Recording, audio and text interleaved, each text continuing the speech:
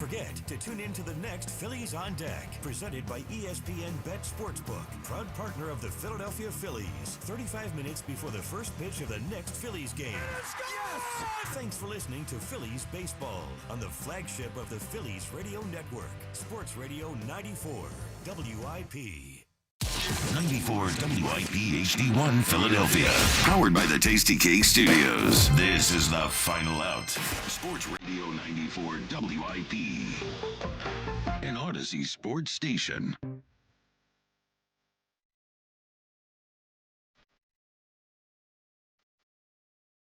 It is the Final Out with the WIP Afternoon Show. Like Spike and Fritz. How you doing, Ike? Well, not the way we wanted to end this thing, but You knew it. at least they won the series. Down, didn't necessarily seem like they were into this one today. No. I feel like every time we come on after a Wednesday afternoon game where the Phils just sort of are ready to like move on or whatever. Yeah. They almost need, if there's a way we could petition the league to have the third game of the series at night during the week, maybe that would do it. Yeah, the day game. It seems like they're not real interested in that day game. No, the umpires are calling everything strikes. It doesn't matter. By the way, if you're listening now and you want us to talk about Fritz DeCamara 3, the tennis match that happened earlier, we will discuss that right after the Final Out. So right around 4 o'clock, we will give you all the ins and outs of Jack's 6-1 loss to Joe DeCamara. You heard me right, 6-1. We'll get to it in a sec. So the game wrap-up on the Final Out is sponsored by Roto-Rooter. When plumbing problems hit, wrap them up quick and call Roto-Rooter. Their team tackles clogs and leaks so you can stay in the game. Roto-Rooter, your MVP for plumbing solutions. To me, the game really comes down to two things. Is Ranger has one blow-up inning, and the Phils had one chance, really, to put a bunch of runs on the board. I think it was the fifth inning. They end up having, I think they had two guys on with nobody out, and they end up just plating one run that inning. And that was pretty much it. It was like and I have to be, and we'll talk about Ranger in a second, but I know winning the series is good, and the Mets lose today. They almost get no hit. The Mets get swept by the Guardians. Big home run by Juan Soto in the ninth. Yeah. After getting booed off the field in the sixth. Yes. The most meaningless home run of all time. Only just ruins the fun for. I imagine everybody at Citi Field just wanted to see the no-hitter at that point. Well, they gave Gavin Williams a standing O when he left the field. They did. After the no-hitter. Well, that's what you do. That's what you do. Yeah. A little soft. Yeah. That's what you do. That's what you do. That's what you do. Listen, I know. Yeah, You're Mets. They're not my Mets. Don't brand me with that. They're not my Mets. Sorry, you're Yankees. So, well, all right. So we don't lose anything in the standings. Phil's still 2.5 up on the Mets. That's fine. But, I just keep feeling like they have these opportunities to get sweeps and they don't do it. And I keep getting worried that at the end of the season, we still have 7 games against the Mets. And we have this opportunity as that team is struggling to put real separation between the Phils and the Mets, and we aren't doing it. And the only way they're going to do it, they got to go on a run, right? They have to sweep a couple of teams. They got to win 8 in a row or something like that as the Mets are doing this, and they're not doing it. And it's going to make sure that those series coming up at the end of the year, the 4-game series in Philly and the 3-game series in Citi Field, those are just going to be. So I know it's good you win the series, but the Orioles stink, and this is an opportunity to get a sweep, and they weren't able to do it. Yeah, and it's hard to, I guess, fully enjoy the first 2 games. Last night was another good win. It was awesome. Having Kepler and Marsh do what they did last night. And you want to feel good about the series, and then you have this one today. It'll be interesting to see how people sort of view this. You think people more or less just this is a throwaway game, or do you think people are irritated by this? You know what it is? And 215-592-9494 if you want to get in on the Final Out. I think games like this largely go under the radar because people are working, they're not watching. Yeah. And it's, by the way, it's not this kind of game at night, I think would piss people off watching the bats sort of go dead and Schwarber struck out, 3 times or whatever. I think people get annoyed at this game at night. I think in the afternoon, they're almost not even paying attention. Yeah. So I think it's sort of, and they're off tomorrow, right? Before they have 3 in Texas against the Rangers. So I think this game almost gets swept under the rug. I'm not mad about it. They still won the series. I keep looking at these series as opportunities. That Yankees team to get some cushion. That Yankees team is dead. The Yankees team that we didn't sweep is dead. There's an opportunity to win that team. This team has traded away their entire bullpen. Oh, yeah. You know, this team is calling it quits. So, I don't know. It's good they win the series, but going out this way, it just feels like we've seen too many third games of the series in the afternoon, and the Phils go out sort of limp like this. Yeah. I got to say, go ahead. I'm sorry, Fritz. Well, and I think there's certain things that I think are developing with them that I think is interesting and could be causes for concern. So they are 13-20 against left-handed pitching, left-handed starters this year. Games started by left-handed pitching. Obviously, it's not like they're throwing complete games, but you get the point. They haven't exactly been lighting the world on fire against lefties, which has been a problem, I think, last year as well. I don't think they were great against left-handed pitching. And it's just been way more of Ranger gutting his way through outings. That's what I was going to say. Yeah. Like, should we be worried about Ranger right now? Yeah. Well, again, because what makes them was made their record so good this year is their starting pitching, and all of a sudden it's like, well, Luzardo, you have no idea what you're getting. Ranger, I think you're going to get 6 innings of 4-run ball every time he goes out there, which is still good, but it's not great. Right. Especially if you're not hitting. Yes. And then the Wheeler thing. Which we'll get to next. So we will get to the Wheeler thing next. And then I have an idea for you, Jack, on the Ranger thing. We'll get to that as well. This is leading off on 94 WIP. The baseball team may go out limp on the third game of the series, but Colonial Hyundai, no. They don't go out limp. Hardest wood guys, I've ever touched. Let me do my thing here. John Ashdale ain't going out limp.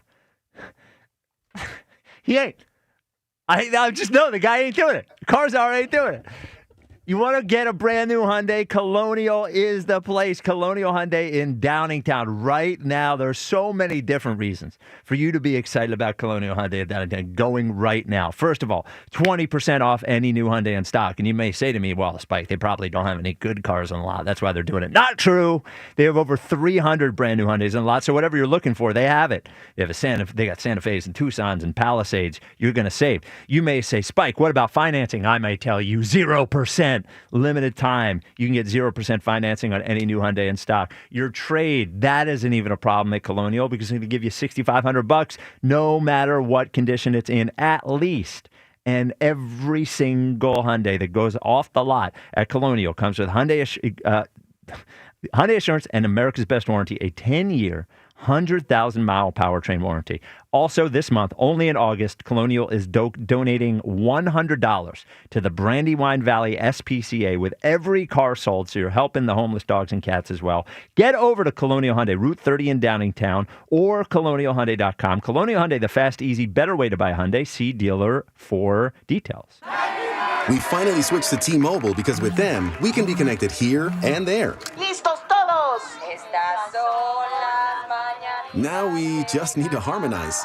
Switch today. Get 4 Samsung Galaxy S25 phones with Galaxy AI. Plus, get 4 lines for just $25 per line. Visit a store, T-Mobile.com, or call 1-800-T-Mobile. 1-800-T-Mobile. For well-qualified customers with autopay plus taxes and fees and $35 per line connection charge. Minimum 4 lines on plan. Contact us if canceling lines. Plus $5 per line without autopay. Debit or bank account required. Visit T-Mobile.com. Hit a home run every time you step to the plate with Blue Chew, the first ever chewables that give you confidence in the bedroom. Go to BlueChew.com and enter the code 94 at checkout to get your first month free. Just pay $5 for shipping. The brand new summer menu is out at McGurk's. Get ready to drool over a mouth-watering smash burger packed with so much flavor. And wait until you try the lobster roll. Fresh, shocked in-house. The ultimate summer delight. Grab your crew and head over to McGurk's today. This is the story of the one. As a safety manager at a manufacturing plant, he does everything he can to keep his coworkers safe. From finding ways to reduce risks to keeping safety supplies in stock. And for that, he relies on Grainger. Grainger offers a broad range of quality products and next-day delivery, so he can always play it safe. Call 1-800-GRAINGER, click Grainger.com, or just stop by. Grainger, for the ones who get it done. Presenting Again Fling's love story. Dear love of my life, we were on the 12B bus this morning when I caught a whiff. A scent so fresh, so life-changing, I had to find its source. Alas, I didn't know if you were the woman in the pink freshly washed cardigan or the retired mailman next to me, but I knew one of you was my soulmate. Ah, the scent of Gain Flings. Try Game Flings with OxyBoost and Febreze. This is the Final Out. Sports Radio 94 WIP.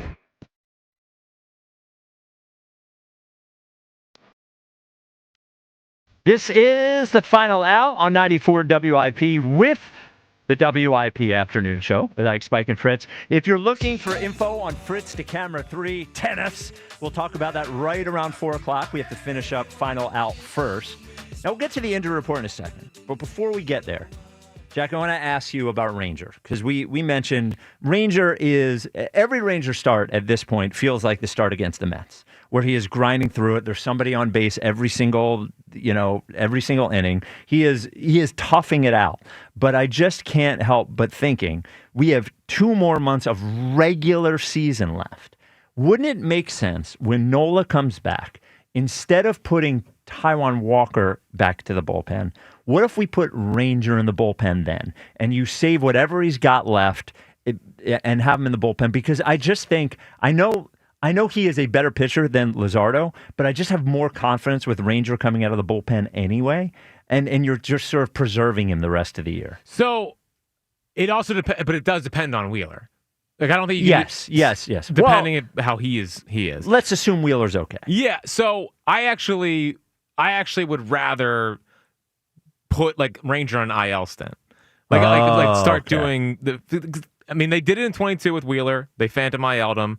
They did it with Ranger last year. They've done it with Ranger a couple times. Yeah. We could argue, we could talk about whatever the Nola thing is, like how first it was the ankle, and then it was the This has been way too long for the chest and the something. Well, it was a rib, right? Yeah, it was a cracked rib or something. Yeah. So, yeah, I think Ranger's eventually going to be the one that goes into the bullpen. Okay. Because there is still really high upside of Luzardo on the mound, and like he could be great. Like yes, he could go as a starter. Whereas Ranger, at least if he comes out of the bullpen, he is going to throw strikes. Whereas I think Luzardo, while he could be a bullpen riser, like he could raise the floor of the bullpen, he could also he's a meltdown guy. He could totally melt down. Yeah, Ranger's not a meltdown. Ranger's guy. not going to do that. But it feels like his body is starting to break down again, which is it's been the thing with Ranger. By the way, I feel bad for him going into his big free agency year that this is happening again. Because this could be a guy that has a huge payday. He has a whole season like he. I mean, 4 starts ago, we're talking about him getting over $100 million, maybe. Yes. And now it's like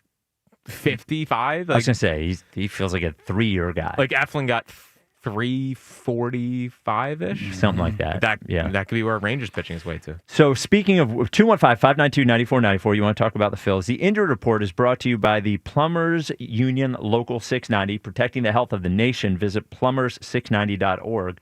So this is, you may have heard Zach Wheeler had some shoulder soreness. Here is what Rob Thompson said about it prior to the game. Wheeler came out of his last start a little sore, more sore than he normally is. So we got an image done. It's clean.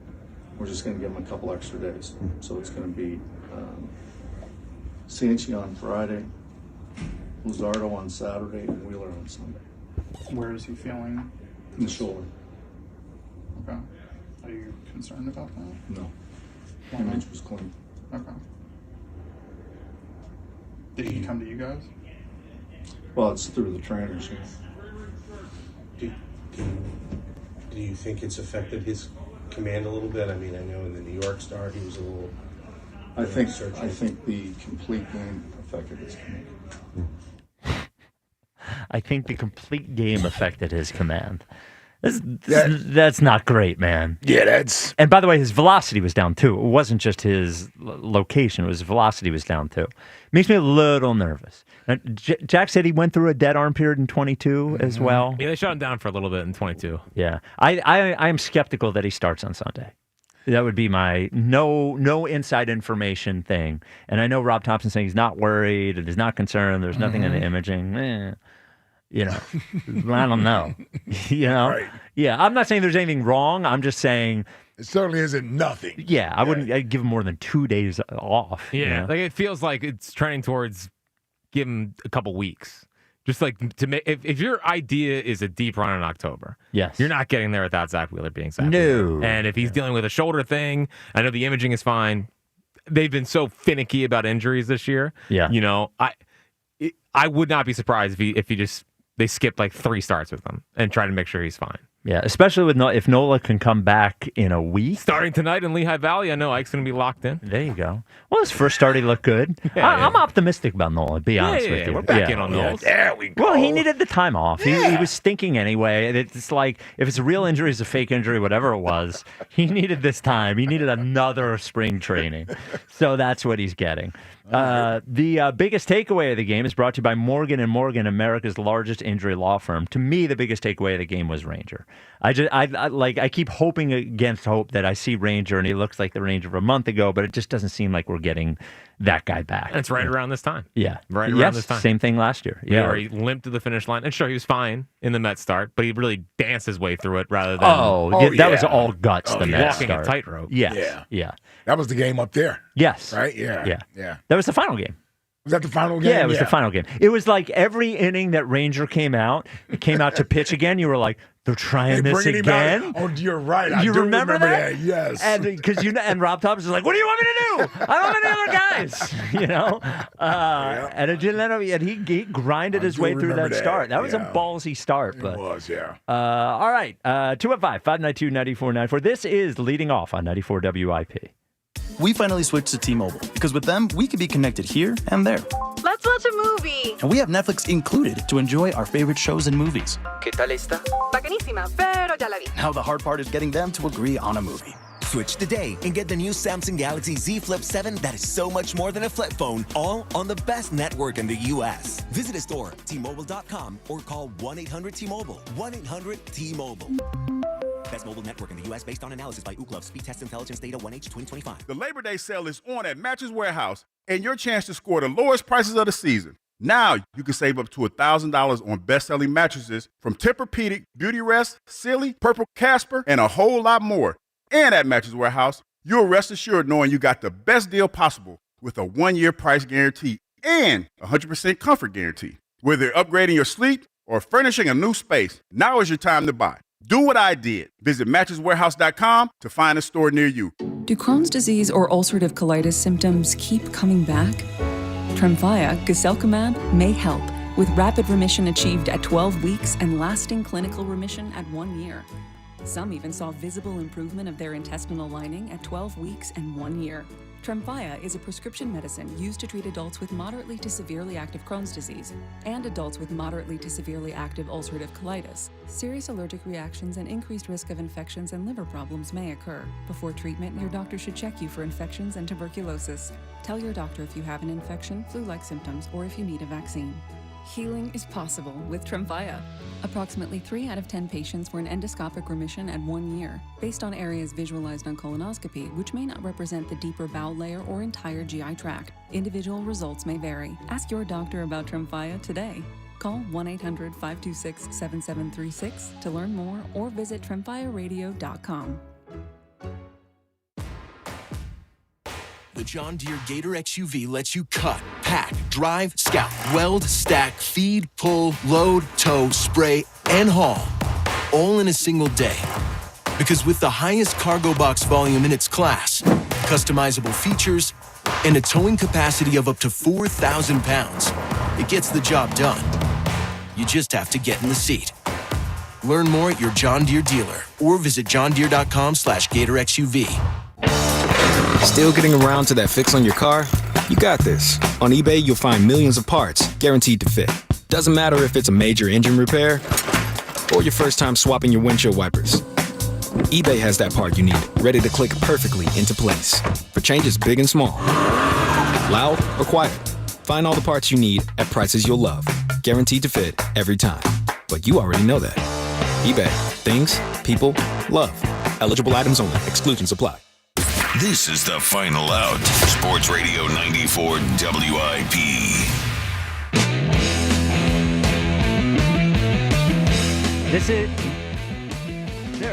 This is the Final Out on 94 WIP, not leading off, as I sometimes call it. Leading off is for before the game. I'm never on after the game. This is Jackie time. Yeah, well, I mean, I would love to know our record in Final Outs. And whatever. There's no chance they've won. I don't think we've ever come on after a win. But all I can remember from this year, I remember coming on after an almost win, where they almost came back. It was a game where they looked dead the entire game. It felt like a 5-1 game. They scored a couple runs in the bottom of the ninth, and they ended up losing. I think the one day you were out and I was in. The extra innings I think game. they won. Okay. I think they won. Now, Yeah. Romano blew it, and then they won later. Okay. But Marchand hit a home run. I think that's it. I think that's our only win this year. By the way, this has been going on for an eternity. Oh, really? They never win. They never just let you fully wrap your arms around them. Yes. It's unbelievable. Was after the Detroit series, by the way, the Detroit series, great. You win the first game and the third game. That's how you win 2 out of 3. First game, third game, to let everybody get excited.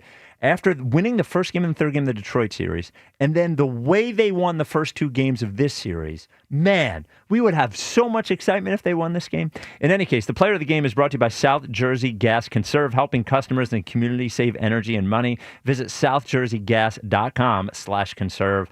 I don't know who the hell gets player of the game. The Orioles pitcher? Oh, Mayo? Oh, Kobe Mayo, Yeah. big 3-run home run. Okay. Does it have to be on the winning team? Well, no. Well, Trey T almost had the cycle. Trey T almost had the cycle. Single, double, triple. He needed it. That is important. He was down to 280. His average was down to 280 when felt like it was at 295 at least for a good stretch there. So he needed that today. Yeah, he definitely needed it today.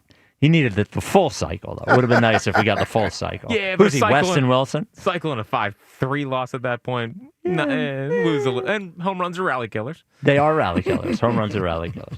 So Phils go down 5-1 to the Baltimore Orioles, win 2 out of 3. Next series is this weekend in Texas.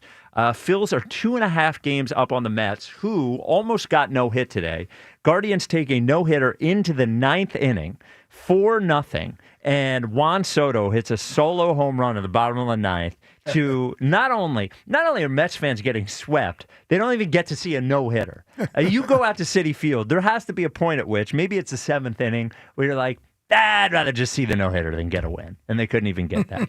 So that is the Phils. Now we are going to get into the actual WIP Afternoon Show. What do you think, Jack? Can we do it? What do you think? There. 94 WIP HD1 Philadelphia. Live from the Tasty Cake Studios. An Odyssey Sports Station.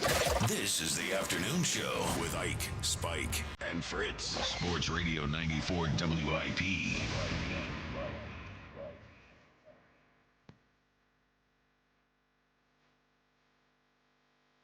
Oh, hey there. We're already here. The WIP Afternoon Show. With Ike, Spike, and Jack. Ike, how you feeling, bro? Brother Spike? Yep. I'm doing not too good today. Just 2 losses right between the eyes. Yep. First of all, Fritz goes down. Yep. Then the Phillies go down. I need something to pick me up, man. Hopefully this show can do it for me. Jackie Baseball, how you doing in there today, brother? Holla at your boy. I'm all right. Oh, of course you don't. Of course you don't care. I care. You don't. You don't. He was better than I thought. So Jack loses today, and we're going to tell you all about it. If you were there, if you saw it on YouTube, but thousands of people seem to be watching it on YouTube. I think it was the most popular YouTube thing we ever did. So 215-592-9494. Jack loses 6-1 to Joe DeCamara. I think fair to say the performance from DeCamara today, and just being honest, similar to the performance of Jack in baseball. It was that much of a domination, I thought. I don't think it was as dominating, but Jack sure. is losing 2-1 to Joe DeCamara in the Athlete Challenge. Like let me put the context of this here is we are through 3 events and Jack is down 2-1 to Joe DeCamara. That is the reality right now. We can all talk ourselves into, Jack will win the running, and then Jack will win the basketball. But here is my message to you, Jack, and I hope you have learned this lesson. Mm-hmm. You better start practicing basketball.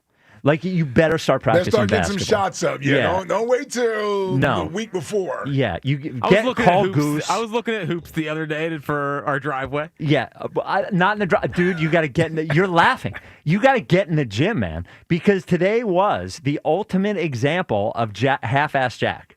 Like, that's what it was. That's what it was. So we asked him 100 times leading up to tennis. How many times have you played tennis? How many times have you played tennis? He played tennis twice with his friend Goose, who, by the way, does not play tennis. Meanwhile, Joe DeCamara's... He was 2012 Chessmont Player of the Year, okay? 13 years ago. That's not even true. He was. No, Okay, he was. all right. Not in tennis. Oh, well, right. In another sport. In baseball. See, you're laughing about it. I want to be mad. What is there to be like? Listen. Can I just address everyone? Address him. Thank you. He was pretty good at tennis. Like way better. We than knew I he thought. was going to be pretty good at tennis. I didn't think he was going to be good at tennis. His coach called up and said he's pretty good at tennis. And listen, he was working with the coach every day while you were playing twice with Goose. Dude, he's got nothing to do. I got it. He was better than I thought, and credit to him. Like I thought he was great. I don't think it was a disaster. It wasn't. You lost 6-1, and you It was started throwing closer. temper tantrums at the I end. threw one tennis racket. It was when it was over. See, he's being jokey about it. We're jokey guys. No. Let me. We gotta get crushed. Well, no. Let me explain half-ass Jack here. So half-ass Jack Ike practices 2 times. Yeah. Both with Goose, whoever the hell Goose is. Might even not. 2012 chestnut player. Like this is Top Gun or something. Your friend Goose. Yeah. I don't think Goose exists. Does he really exist? Yeah. Then the other thing is the match is at 11:30 today at FDR Park. So I get there at about 10:50, right? Mm-hmm. 10:50, and I see you walking up right around 10:58. I think it was. Yep. 11 o'clock, no Jack. 11:05, no Jack. 11:10, no Jack. 11:15, no Jack. Jack waddles up at 11:18, smiling, not a care in the world, while DeCamara had been there for 35, 40 minutes warming up. Do you know what I'm saying? Yeah, I honestly think that was the deciding factor today for it at least to be a more competitive match, right? I think if Fritz gets there around 10:30, 10:45 at the latest, and he's there to get at least a 30-minute warm-up in. Yes. It works out some of the kinks. He gets a better feel for what it's like to hit the ball back over the net. Al Morgani was going to be there to help him out with the practice. Instead, it takes him 3, I hope I'm saying this correctly, football guy talking tennis. It takes him 3 sets. 3 games. They played 1 set. Yeah, it takes him 3 games to get going. Well, yeah, he didn't score the first 3. The first 3, did he score a point? He did not score a point in the first one. He scored 1 point in the second game and 2 points in the third game. See, he was starting to get by the third game. He was starting to get there. And by the way, it was the third game where Jack started the temper tantrum. Jack started where he started getting frustrated and yelling because he knew it was over. I don't think anything wrong with that. It's tennis. It's a competitive game. I'm a competitive guy. You're not a competitive guy, or you would I'm a very competitive guy. You're not. I'm very competitive in the match. Yeah. The you extra would have work's practiced. always the By issue. the way, here's the other half-ass Jack we got today. We all get around for the rules, and we have our line judges. We'll get to them in a second. God bless them. But I don't know where we found those guys. Again, God bless them. But I think they lied about being tennis guys. That is just my first thing. And we couldn't even get Jack into the circle to talk about the rules. I got the rules. What, see? And Joe's like, I want Jack in here. And I was like, I can't get him. I will be the rules person. I got the rules. The rules weren't the issue today. The rules were not the issue today. I mean, it doesn't seem like the rules were the issue today. Yeah. So, obviously, wish I got there earlier. Mm-hmm. What can you do? So you agree with if you had a better warm-up, you would at least would have made a... I almost cursed. I'm going to murder him. Almost kill me. He actually came in with me. Yeah, I know. I'm sitting in the car eating first, right? Because you saw me. Just like Namdi. Yeah. Well, I'm just saying, I had time to burn. I'm thinking you're already over there practicing. Nope. He walks past the car. I'm like, is that Fritz right there? Lakin says the to me, watch. It's 11:15. I'm like, did you just show up? 11:07-ish. You walked up at 11:18, I believe. It was a longer walk from Fairmount, from the park.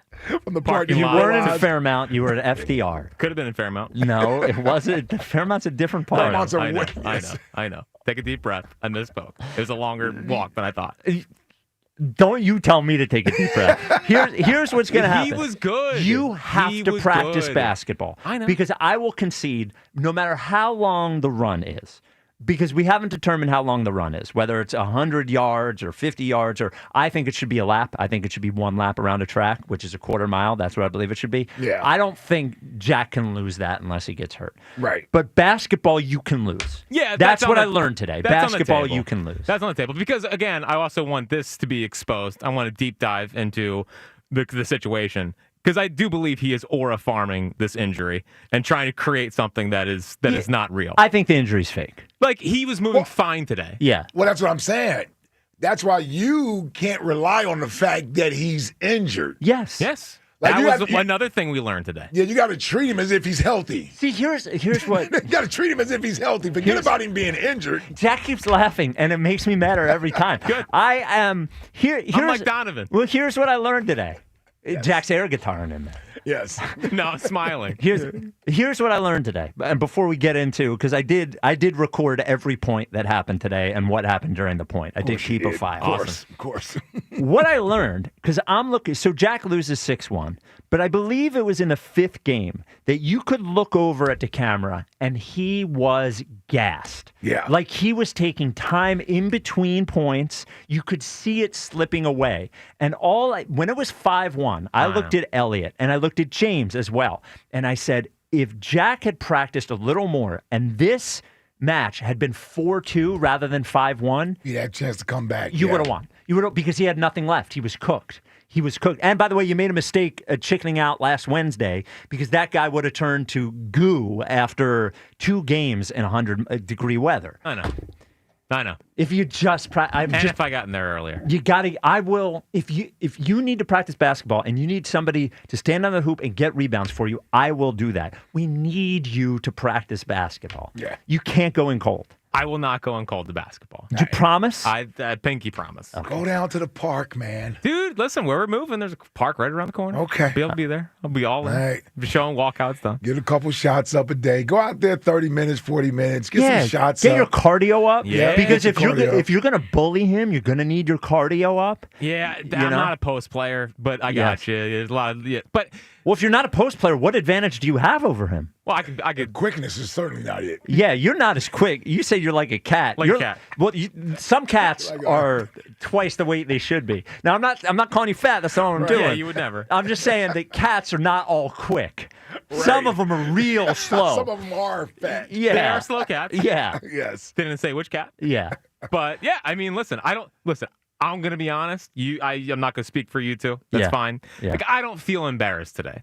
You should feel embarrassed. I didn't feel embarrassed. Like, I was surprised how good he is. I'm disappointed in myself, of course. I wanted to be better. I should have been better. I got a little, like, when I just wanted to focus on getting the freaking ball in because I kept hitting it long. Yeah. That's when it took a lot of the aggression out of being able to try to bury some of the points. Yes. He made a lot of good shots, man.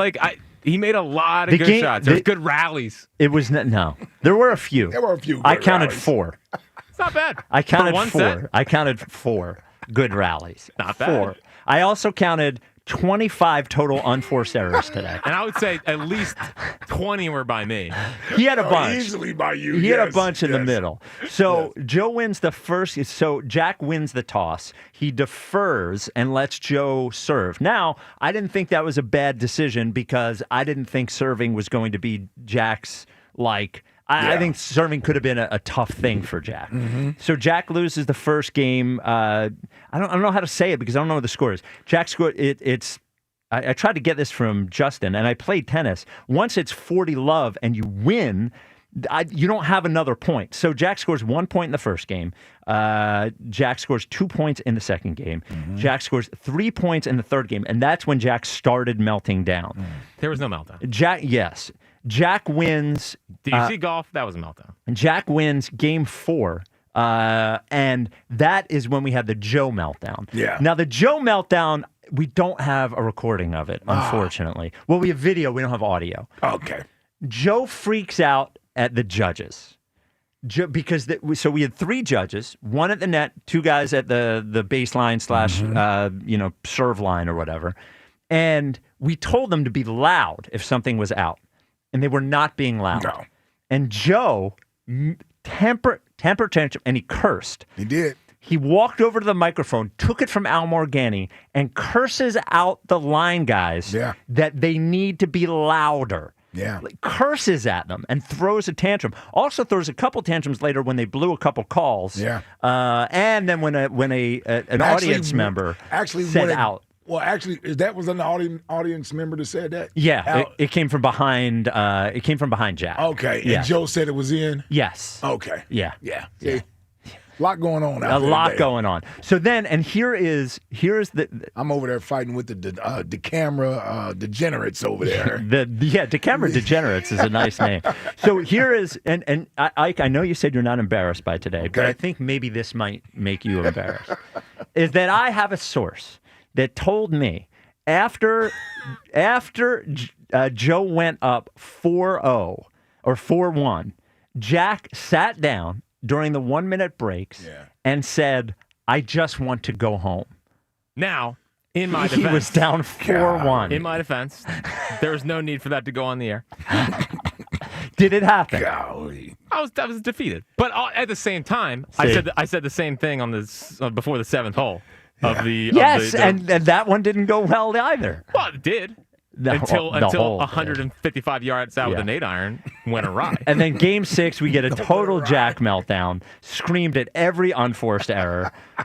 And then finally, I got to give DeCamara credit on this one. Match point, he cooks you with an ace. And a strong ace. That was impressive. After I broke the first one, that should have counted for a point for me. Because you were impressed, you sent it back. Yeah, no one talks about that. That was I made sure that was on camera. That was out of defense. It was out though. Oh, yes. I got it in. Oh, his serve was out. Yeah. I would dispute that and turn it around because it should have been in. So 215-592-9494. though. It's so embarrassing. It wasn't that bad. 6-1 to Joe DeCamara? Dude, people are going to say that all day. He's better than the average person at tennis, I believe. I didn't know that everyone there knew every rule of tennis and told me to go to the net, and they all could have played at Wimbledon. We had so many just absolute heroes on the tennis court today. Well, I can tell you one person wasn't a hero. Yeah, I'm looking aware. at him. Yeah. It was a bad day. It was a bad day. It's okay, though, I think. Unbelievable. You better practice basketball. That's all I'm saying. If you lose this thing to him, this is... Okay, last thing, and then we'll go to the phones. 215-592-9494.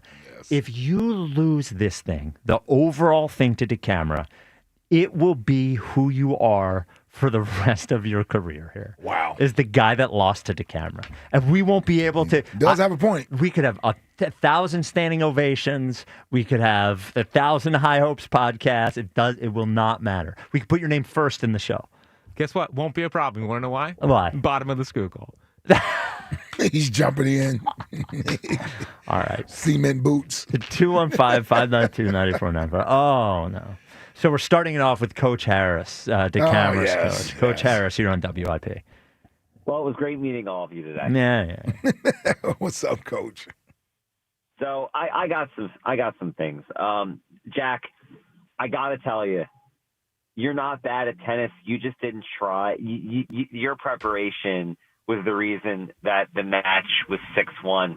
I saw you playing early. I saw your shots, and if you would have taken this a lot more seriously, at the minimum, you would have pushed them. That is the story of my life. Yeah, that's going on Jack's his gravestone. Yeah, is like if it's the same thing as baseball coach said in college.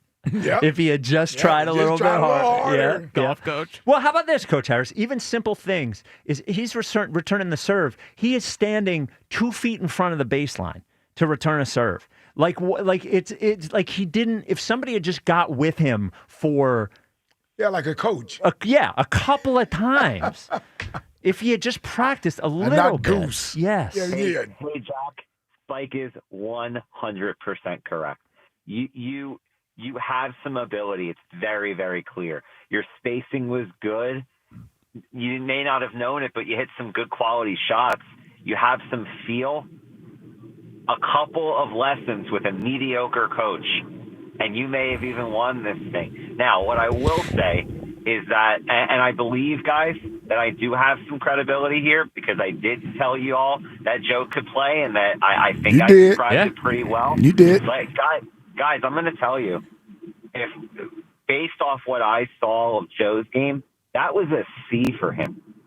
He was playing significantly better in practice. Well, but and he even admitted, there's no pressure in practice. Yeah, afterward. but let me tell you this, Coach, is that what I could see is that Joe by the fifth game was physically cooked. Yeah. And that's why I think Jack could have won. If Jack, what I said earlier is if it was 4-2 rather than 5-1, I'm not sure if Joe can finish it off. I agree with you. Yeah. I agree with you. I agree. Yeah.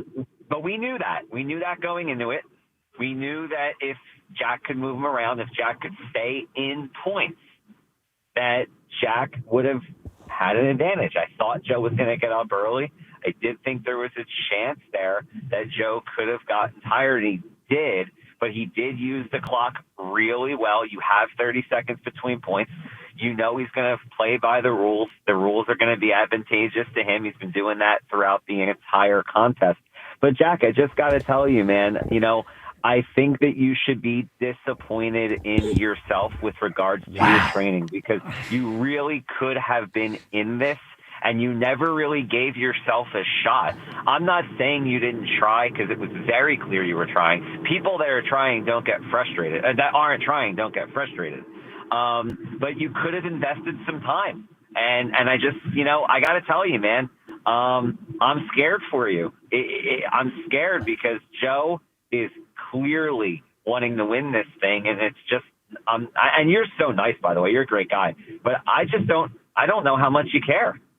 Well, that's also been a factor here.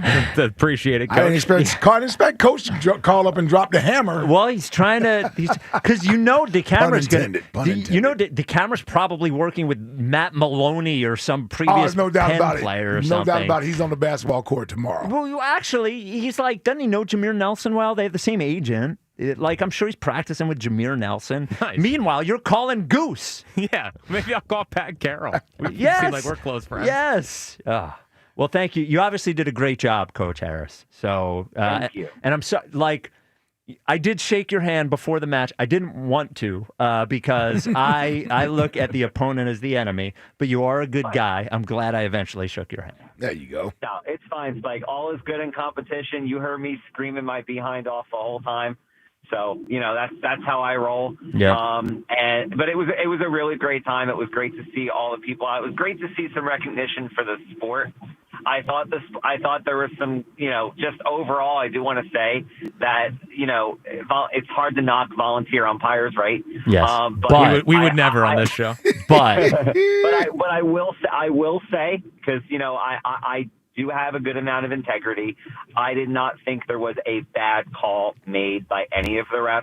They were just not very loud. But and I think one more thing, guys. Yeah. I think it's fair to acknowledge Joe for the active sportsmanship on the ball that was in that the umpire called out. That's a trick, Coach. It's a trick. Yeah, it's a trick. Yeah, it's manipulation. Yeah, I'm sorry. We're not falling for that. There is no. Let me tell you this, Coach, and this is truth. And I love Joe. Joe, I consider Joe a friend. All those things. I think Joe's a good guy. If the match was 3-3, no way Joe is doing that. Joe did it. Joe's entire sportsmanship thing is a ruse. Yeah, it's a fake thing. I saw him during golf. Taking 7 practice swings, asking the guy what he's laying, delaying. He was a little. That was so he would be credited with being a good sportsman. Well, how about when he said give Jack a round of applause for that? Oh yeah, appreciate that. Yes. That was the meaning. Coach, how was the sportsmanship when Joe DeCamara got on the mic and berated the volunteer line judges? No, I no excuses. Okay. All right. Fair enough. All right, Coach Harris. Yeah. There he It was is. great talking to you guys. All right, thanks. All right, Coach. Coach Harris, scathing review. Coach Harris goes on the Mount Rushmore of coaches that have said Jack doesn't try hard enough. Seriously, I mean, my goodness, Fritz. On Mount Rushmore week. And listen, you were kind of like a coach. Yes. Yeah. Well, you told him he didn't try hard enough, too. Yes. Well, yeah, everybody. At some point. Yep. 215-592. Hopefully Walker and Sutton don't feel the same way. Yes. Well, I think. Well, I you try hope, hard at being hopefully. a dad. Yeah, Well, you're good at that. Fingers crossed. We'll see. We'll see when it gets tough, when they start being able to talk back. It is tough. That is a good Everyone point. knows. Yeah, when they actually do start talking back. Yep. Corey in Columbus, you're on WIP. What's up, Corey? Man, I'm disappointed, Jack. We watching this on YouTube. Man, listen, this dude, DeCamara, up on you 2-1. Yep. It's like Game 7. Like, all he got to do is get one more, and it's over. Yep. Right? You need to care more. Because, listen, your last couple athletic outings has been questionable. I defend you on Twitter. Cats be coming at you. They call you my guy, Gil and Jag. Hey, that's my boy. But look, the caring, you need to start doing more. Like, you're showing up 5 minutes before, 10 minutes before. It was 15 at least. It was 12. like, what are we doing? And even in the golf, like, I know that's past, but it's like that. Like, you high school guy, All-American, whatever. You melt down in that. Yep. And you took baseball serious, right? Oh, yeah, there's no way he was. Yeah, there's no way he was losing that right. one. So it's like all I'm saying is you probably gonna beat him in a race. Like, I mean, but you never know. This dude might be out here running tracks every day. You know, Joe, like, he really want to beat you. And like Spike said, if you lose, it's all that standing ovation. They gonna forget about that. Anytime you want to criticize that quarterback, you know what they gonna say. This guy can't even beat Joe. This the guy trying to. Oh, that's a good point. Those people should have watched him play tennis. Right. So what I'm saying is, if you don't want to do, because I know how you get mad when people start taking the shots and bringing up stuff. I know how that gets to you, right? So you better take it serious. You better win these next two. You better win both of them.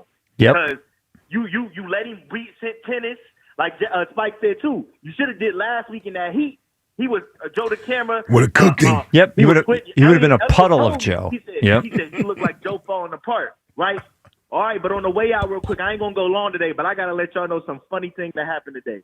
Let me tell you about Aunt, right? Is this your top five?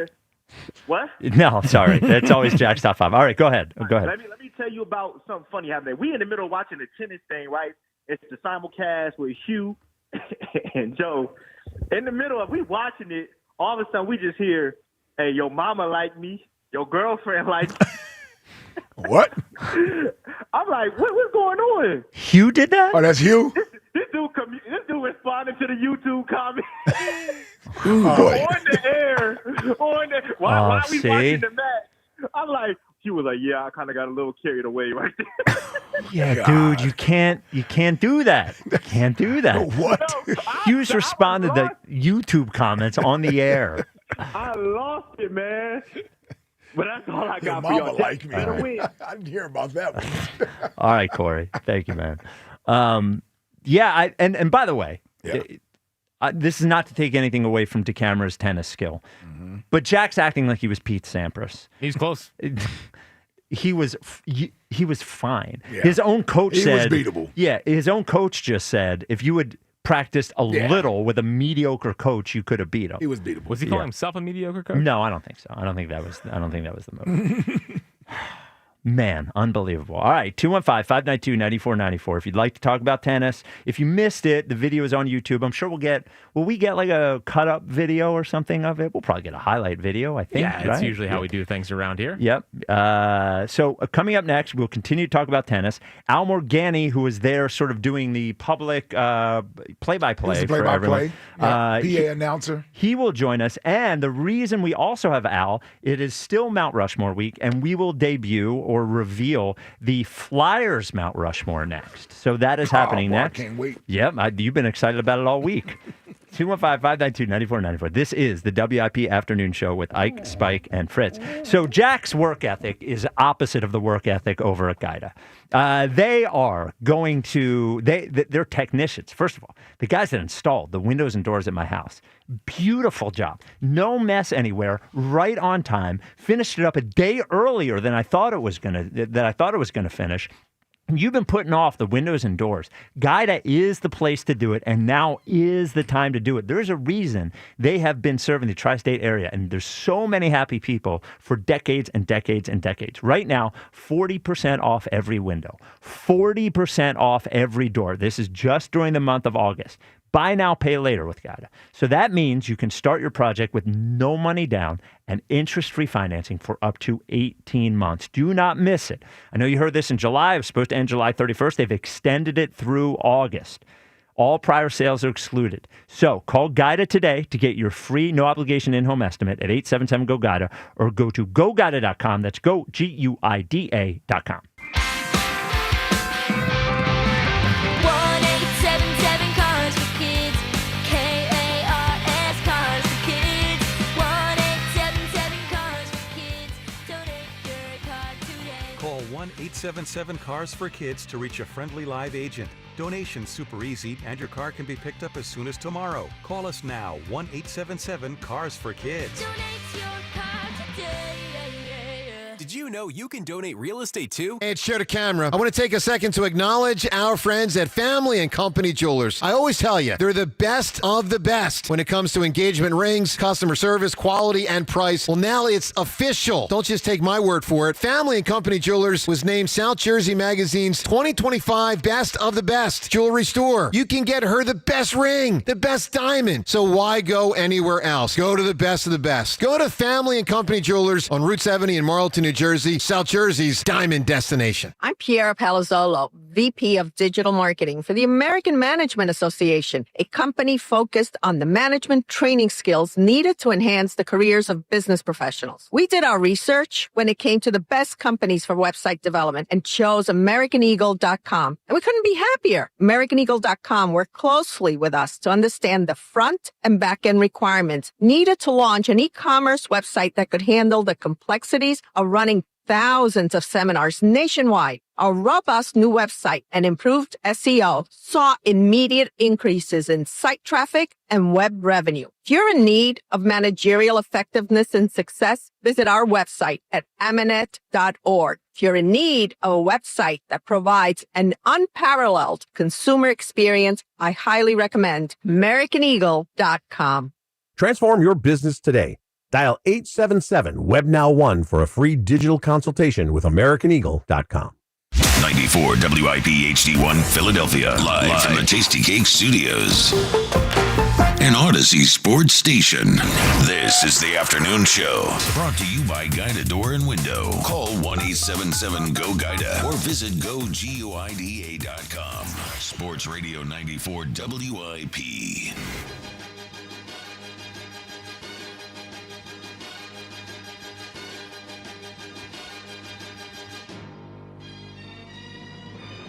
It is the WIP Afternoon Show with Ike, Spike, and Fritz as we are reeling, well, at least Ike and I are reeling, from Jack's 6-1 loss to Joe DeCamara in tennis today.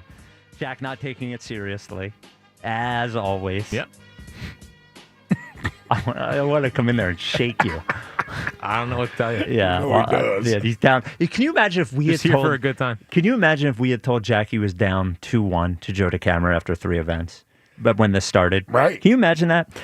We will get to Al Morgani in a moment. Al will help us with the Flyers Mount Rushmore, and Al was out there, and Al is a tennis player.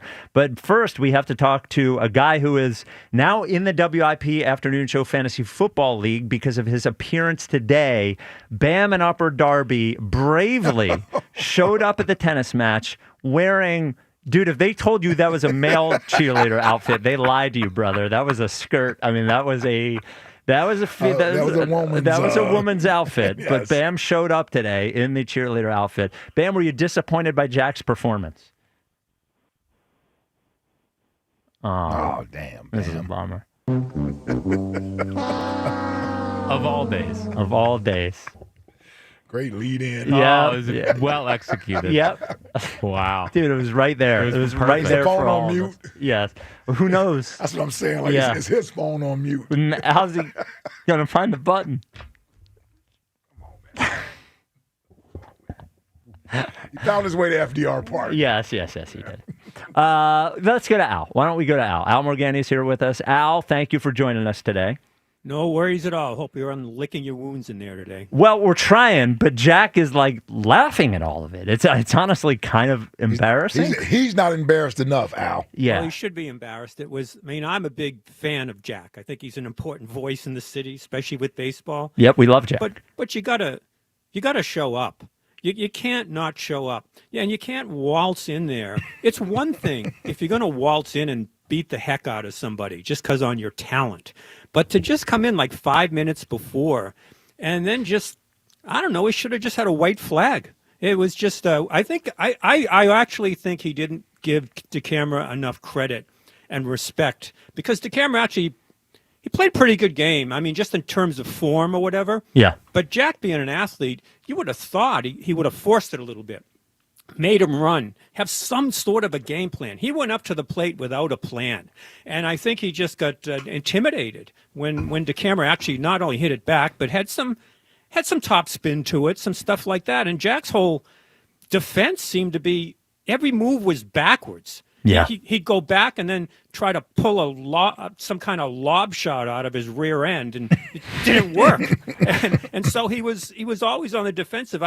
If they'd gone 2 sets, I think he could have done something. Just being a decent athlete. Yep. Because Joe was falling apart physically at the end. He was tired. If this was 2 out of 3, maybe he had a shot. But man. There's 2 sports, Spike, where mental toughness really comes in. One's golf. Well, actually, one's tennis and 2's golf. You have to be able to, right there in the shadows of Citizens Bank Park. I mean, he grew up watching Chase Utley, watching guys, no matter what it took to kind of dig down. And he didn't even scratch the surface. Yeah. How do you think Chase would have felt about today's performance? God. Oh my! I don't know how good Chase is at tennis.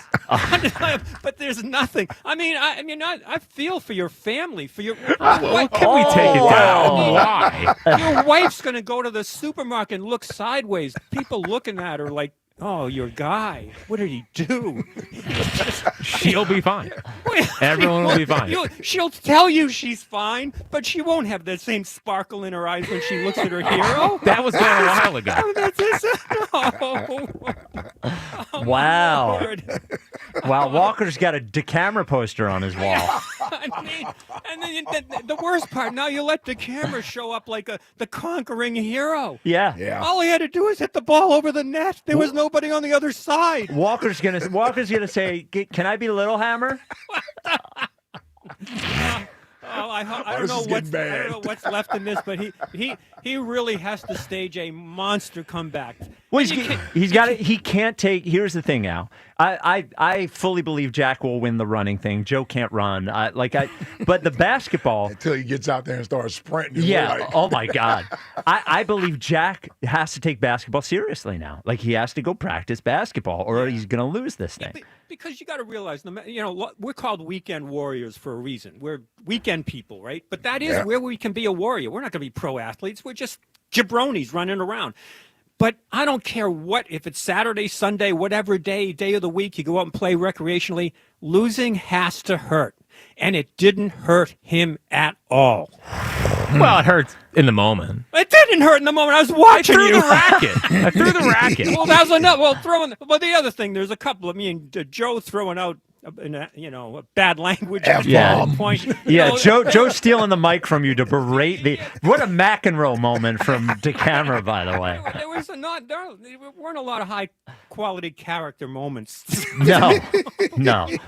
But I give you guys credit because I did the job for a while there to keep people's interest in stuff like this and come up with stuff. You guys are doing great. Oh, well, thanks, Al. I love it, brother. Thanks for your help today, too. Yeah, you were great today, obviously. And I'm standing next to Al, and Al's like, what is he doing? Why is he standing there? What's he doing? What's he doing? And Al, before we get to, because we wanted to get your opinion on Flyers Mount Rushmore, I'll reveal it to you in a second. My thing today, what I told Jack was the reason that I was so frustrated by it is the way I saw DeCamara at the end of it. If Jack had practiced enough to have that be at 4-2 rather than 5-1, I think Jack could have won it because I don't think Joe had anything left. Like he could have staged a comeback if he was just a little bit better. He didn't even need to be much better. He just needed, if he had 3 lessons and practiced 5 times, I think he could have won. Yeah, I think so, just on athleticism. But the other thing, I don't know because there was no power to Jack's game, and I don't know if DeCamara could have played better with something coming at him. Yes. With the power thing, I wanted to try that, but also I kept freaking going long. Well, you don't have any top-spin. Well, I don't know what topspin is. I mean, you gotta. You hit the ball like this. The ball like that. Yeah, well, I want to get You it of over all there. people, you should know how to come up in the back of the ball and come up through the back of it. Yeah. I'm just saying that, like, I just want to make sure I got it over the net so he could move and maybe make a mistake. So I think that's where some of the power was zapped. Yeah, you hit some Schwarber bombs, yeah. I know. Yeah, I know. Well, and I agree too. I was worried that Jack was going to hit the ball too hard and just hit it long. Like that's what I saw happening. But the worst part was DeCamara getting the final save. You know, he tried to do a overhand backhand, And he missed it. And he missed, but then he got it. I think it was the only ace. Yeah, he aced. The ace at the end. I mean, that's like That was a strong ace too. It wasn't just no, they're full marks on that ace, just Yeah. waiting for it. But man, what an awful way to go down. Hope the doors aren't locked when you go home, there, Jeff. Wow. I'm glad everyone's having fun. Jack's very happy this is a 2-hour show today rather than a 4-hour short show. one today, yeah. So I'm sure it's going to translate into tomorrow. Yeah, maybe a little. Maybe a little. Yeah, maybe a Eagles little. play tomorrow. Yeah, Yeah, my nobody team's cares. back. Yep. Oh, that's true. Yeah. Yeah. So it don't Oh, even hey, matter. down back to the Yes. link. Yeah. But Joe gets to, he gets to respond. He gets to finally Tomorrow react to tomorrow morning. Yes, you can hear We that. got to monitor his tone this morning. Well, tomorrow morning. he's going to apologize for his meltdown. Oh, yeah, and, yeah, for sure, which yeah. was so classless, though he was right. He was right. All we kept telling the poor line judges was, just say out loud. Just say it loud. God bless them, though, because they were volunteers and they gave up their time. So, Al, we did the voting for Mount Rushmore last week, and the Mount Rushmore is determined 50% staff voting, 50% listener voting, and it's just for the last 50 years. So today we are revealing the Flyers Mount Rushmore for the last 50 years. I wanted to get your opinion on what the voters settled in on. So the Mount Rushmore for the Flyers for the last 50 years is Bobby Clark, Eric Lindros, Bernie Parent, Claude Giroux. G made it. Ooh. And that's a tough one. So I would have Perron and Clark. Now, mind you, 50 years, they're about to take their names off the cup. Yeah. That's how long it's been. So they're barely in, but they did play beyond that 75. Well, so Perrant's got 4 or 5 good years after 75. Clark has more. Yeah. But yes, Bernie Parent is right on the edge. I mean, Lindros is a yes, right? I might go Bill Barber before Okay. Lindros. And I might go Mark Howell Howell before Bill Barber. Yeah, before Eric Lindros. So, oh, wow. Well, okay, so... Well, I got a couple on here that doesn't match that. Looking at the voting, by the way, Bill Barber was 5th, Mark Howell was 6th, Okay. the two that Al mentioned. I just think the thing with Lindros, for me, is that he, much like Bryce, so far, in that he was an outstanding player and the face of a really, really good team that did not win a championship.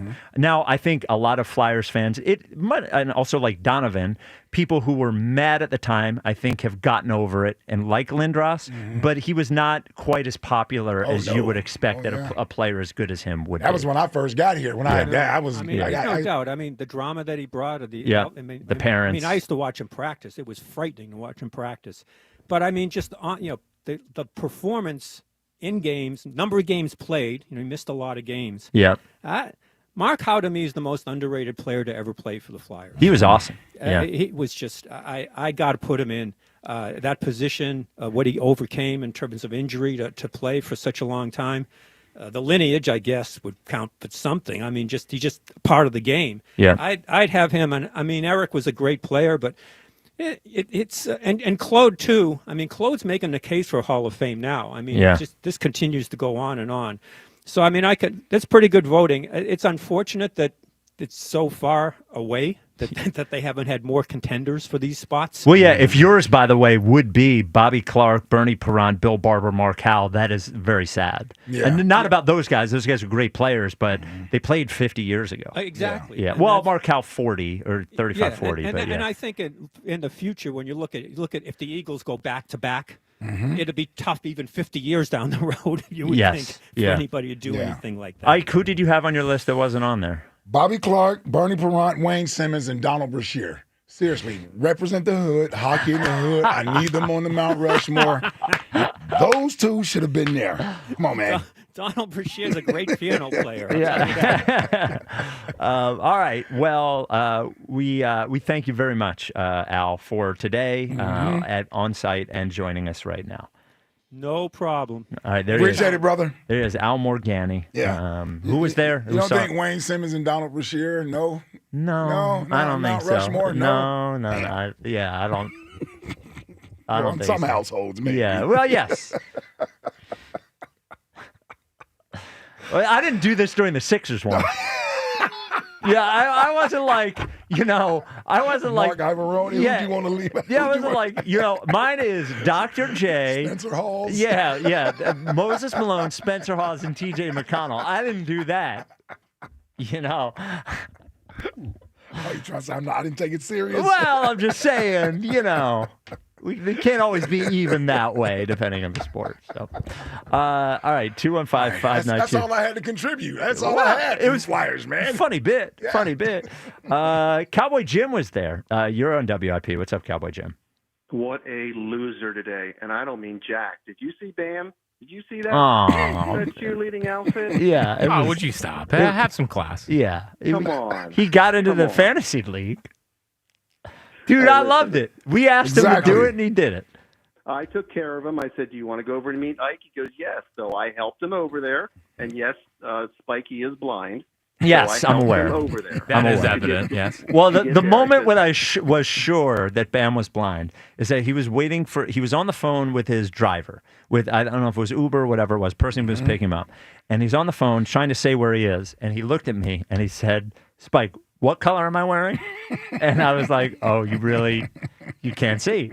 But also what was funny was it was red and white. And he was like, yeah, I'm wearing red and white. And I was just thinking to myself, if you just tell her you're in a woman's cheerleading outfit, She'll see you. Yeah, you'll stand out more that way. Yes. Oh, something I could spend a lifetime picking on him, but I'll just pick on other losers like Chris from Middletown. I'll just pick on him. Wow. Okay. And Bam's not a loser. No, Bam's not a loser. Bam's a good winner. Dude. Yeah. I checked the Wawa security cameras. I think Jack left the Wawa at 11:01. I think that's what I've got there. So that's actually could be. I know you might be kidding. I was in the Wawa around that time. Of course you weren't. The huge one coming off I know which one you were. I got at. locked on the bridge too, which was highly annoying. I was making pretty good time.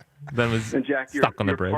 That partner you were warming up with was terrible. Everybody was mentioning that. So why is he warming up with a guy that can't play tennis? Justin played in high school. Yeah. Well, it was horrible. To be honest with you, you're not Justin catching strays. Well, you're not the only person to say, well, Justin doesn't look like he can play tennis. No. Yeah. Maybe pickleball. Maybe that stupid pickleball. Yeah, he might be a fraud too. Morgenstein might be a fraud too. And the cursing today? The cursing with the kids around? Yep. Come on. Oh, the cursing with the kids around. Yep. Come on. This DeCamara's classless. Horrible. Hey, and by the way, Jack was cheating most of the time. So if He was had foot won, folding. Yeah. Yeah, he kept doing that the whole time. He's like, "What's that? I never heard of that." I'm like, Yeah. No kidding. Yeah. No kidding." I had no idea. Yep. And to you Philly fans and Eagle fans, Ike comes over and says, "Hey, everybody, Cowboys Jim is here," and they're like, "Oh, why didn't someone tell us? I have a shirt that says Cowboy Jim on it, you dummy." Good luck. All right. Goodbye, loser. He is wild. Oh, yeah. He is wild. He's really evolved. He's really evolved. has. And he did make a point the other day. He goes, I follow all Spike's rules. My calls never go on too long. I always start. I finish. He gets in and out. Starts hard, He finishes hangs up hard. on himself. Yes. Oh, yeah. That's the best part. Yeah. You're right. He's the only one who actually does hang up on himself every time. He's like, I'm out, losers. If he was a band, he's starting with his biggest hit and he's ending with his second biggest hit. He's just always like, starts off good, ends good. You know who else does? Herb in the Northeast. Herb, you're on WIP. I'm disappointed in you, Jack. Yeah. A lot of people are. Oh, boy, I can't believe you. You have beautiful weather out there. I just coming from the Phillies game. I've been down at the ballpark since 11, quarter to 12, man. I tell you, the weather was beautiful. You could have had 2 or 3 matches like that. Woo! Well, they both would have died if we got into a second set. Yeah, they weren't playing 2 or 3 matches. I tell you, that friend, this morning I was up at 7:30, 8 o'clock. Richie was he was ragging on Jack, ragging. He was really confident that Joe Camarada was going to win this thing. Yeah. So Richie knew. He had a feeling. Yeah, Richie, I love Richie, but Richie has started to be a bit of a bandwagon guy with DeCamara. He wasn't into DeCamara in the beginning, but yeah. Think? Oh, yeah. He's a little front runner. Okay. Yeah. Yeah. We were just sitting waiting for the. We were just sitting, me and my friend. Mm-hmm. We were in section 142, right there, like second, third row from the top. Doesn't matter. And we're just waiting for the people to clear out, Yeah. from the stadium. No. And this kid walks right up to me. Oh, boy. I'm still sitting in my seat. Mhm. He said, "You're Herb from the Northeast." I said, "Yeah."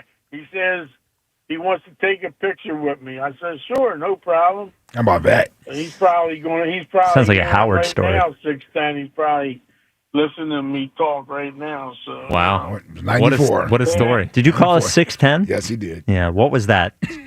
Oh. Yeah, 08. 11. It was 11, right? Never Yeah. changed It was 11. Yeah. Because I was unemployed that day. This is a bad day for me. 94.1. Yeah. There we go. All Yeah, right. Herb. so Mike Reese, what's going on with them Eagles? Oh, man, big game tomorrow. Big game tomorrow. Who you looking forward to seeing? It's Burrow versus Hurts. A lot of second and third stringers are playing tomorrow. Mm. Who you want to see? I'm working tomorrow from 8 Who to are you 4. looking forward to seeing in the game tomorrow? Well, I want to see some of these the running backs. I want to see what kind of you like Shipley? do for- A.J. Yeah, Dillon? Shipley, the guy A.J. Dillon. Yeah. Okay. I want Like to see what he's got. I want to see the couple of. I want to see the quarterback throw. I want to see, the tight end catch a few passes and the wide receivers. So, Yeah. this year is going to be. If we can keep the ball moving, keep the ball out of the opposition, we got a good chance. The Rams. Are we talking about the preseason game? Yeah. Not for a pre-jack. I'm talking about regular season. Ah, my bad. This is just a warm-up. You sound like Bill Walsh. This is this is the Rams offensive quarterback is mastermind hurt. type They stuff. say, did you hear about the Rams quarterback? Yeah, he's got hurt. A disc problem. Yeah. He got a disc problem. They had to send him for an epidural or something yesterday. Yep. So who knows? He might miss some time. Who I took a knows? needle in the ass. Yep, there it is. Slightly above. Yes. The epidural. Yeah, that's in the Yeah, back. the Phillies Had no idea. weren't too good today. The Phillies, Yeah. they were sleeping. You don't know what an epidural sleepwalking is? today. They can't wait. Your wife to has get had on 2 that plane kids. for- Oh yeah, for, but she didn't. She chose not to. Wow. Well, natural. She's a tough one. Wow. Yeah. Holy Makes hell. me- Yeah, Renee tried that the first time. That didn't happen the second time. Yeah. I'd be careful getting an argument with Jill. That's Well, what I yeah, would say. Well aware. That is tough. Maybe I was right. Maybe the door's gonna be locked. Yeah. All right. Yeah, I what's up, saw Greg Lazinski today. He's great to me. Yep. Who else did you And see? He fist bumped me a couple times a day. Uh-huh. I missed him for a few years. What section did you sit in? 142. Okay. Right behind the Bulls Barbecue, right near. There you go. Oh, there you Now, go. were you working or were you there as a fan? No, I was there as a fan with my buddy. Oh. My buddy's got this 17-game plan. Did anybody recognize you today? Yeah, the one I just told you. There was a kid No, you didn't. that recognized me right when the game was over. Ah, you should have taken a picture with him. He took a picture with himself with me. Yeah, you'll Ah. What does that mean? let him send it over, whatever. We got a few pictures. I got some pictures. I'll show it to you. All right. with Maybe send me Greg the Lazinski. jacket. Yeah. Yeah, some Me Jack. and Greg Lazinski and my buddy. Yeah, you should go to a Phillies game at some point. I like free tickets. I ain't paying no big money. All right. For who I am. You should have gone to the for game who- today. It was a noon game. for You who probably I wouldn't have had to am. work. Look, You if should have Dave gone to the game Montgomery today. If Dave Montgomery was still living, I don't pay for anything there. Same thing with Bill Giles. You knew those I don't guys? pay for nothing. You know? Yeah. I mean, you know. Well, you got to get Mr. Middleton's You know, number. I'm an ex-ball player. I know the game. You Yeah. understand? Yep. And I'm an umpire too. They should want to have me in the dugout. Rob Thompson. They should want me in there. Believe me. What would you do?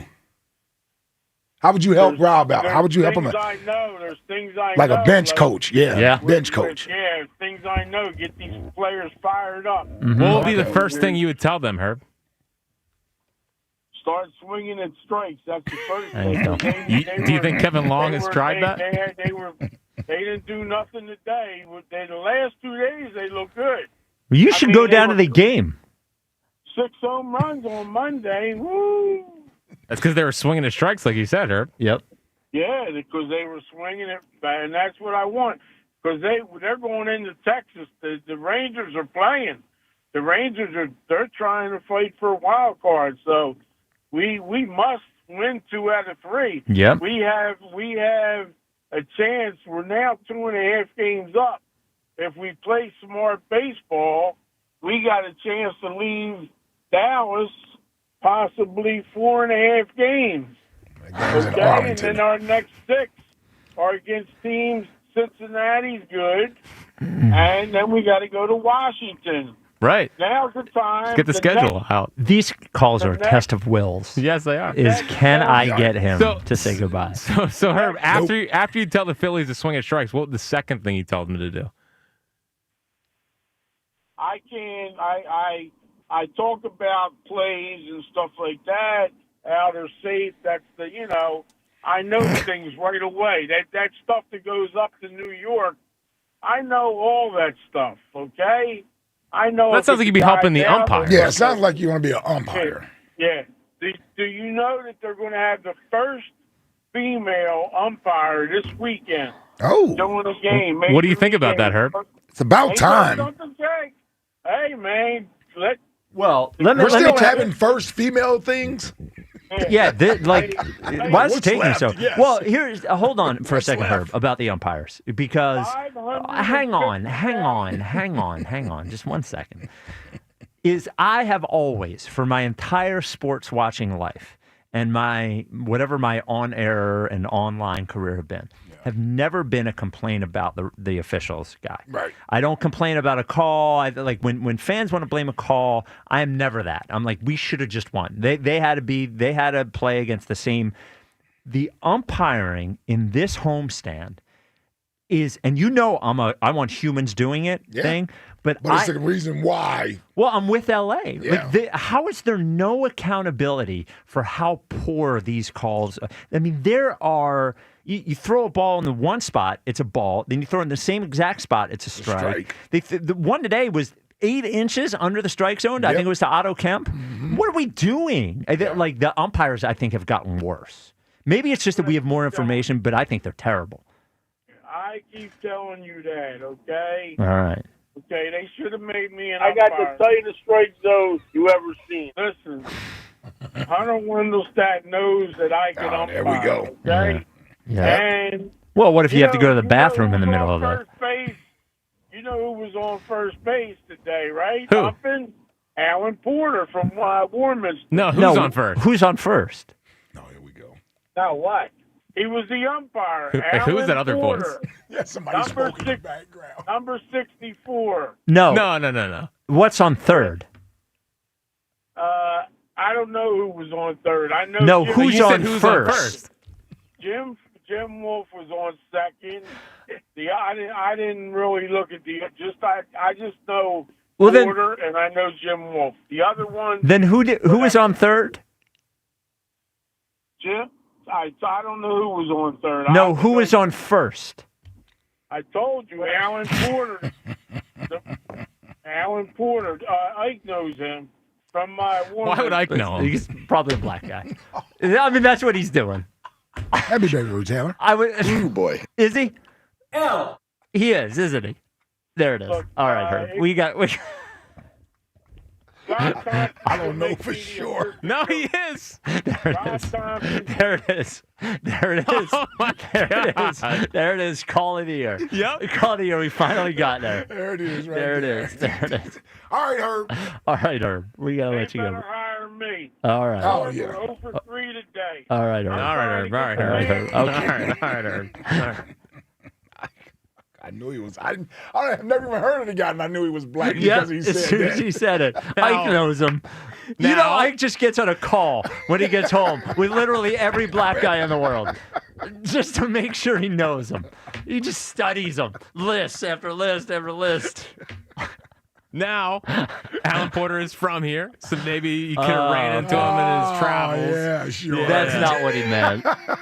That is not what he meant. Mike Reese probably knows him. Yep. 215-592. He's shameless. He really is. 215-592-9494. Oh, my God. Brian in New Jersey, you're on WIP. What's up, Brian? Oh my God! I feel like I just lost like brain cells. Many people say that. I love Herb. I'm such a huge fan, but like I feel like it's that Billy Madison thing where it's like everyone is now dumber having listened. Oh my God! Yep. It was an intense one. What's going on, guys? Hey, how you doing, Brian? What's up, brother? Good. So real quick, I want to help Jack out before I tear him down. Jack, you're completely using oral farming wrong and how you're using it. Disagree. That's not what DeCamara is doing. That's first of all.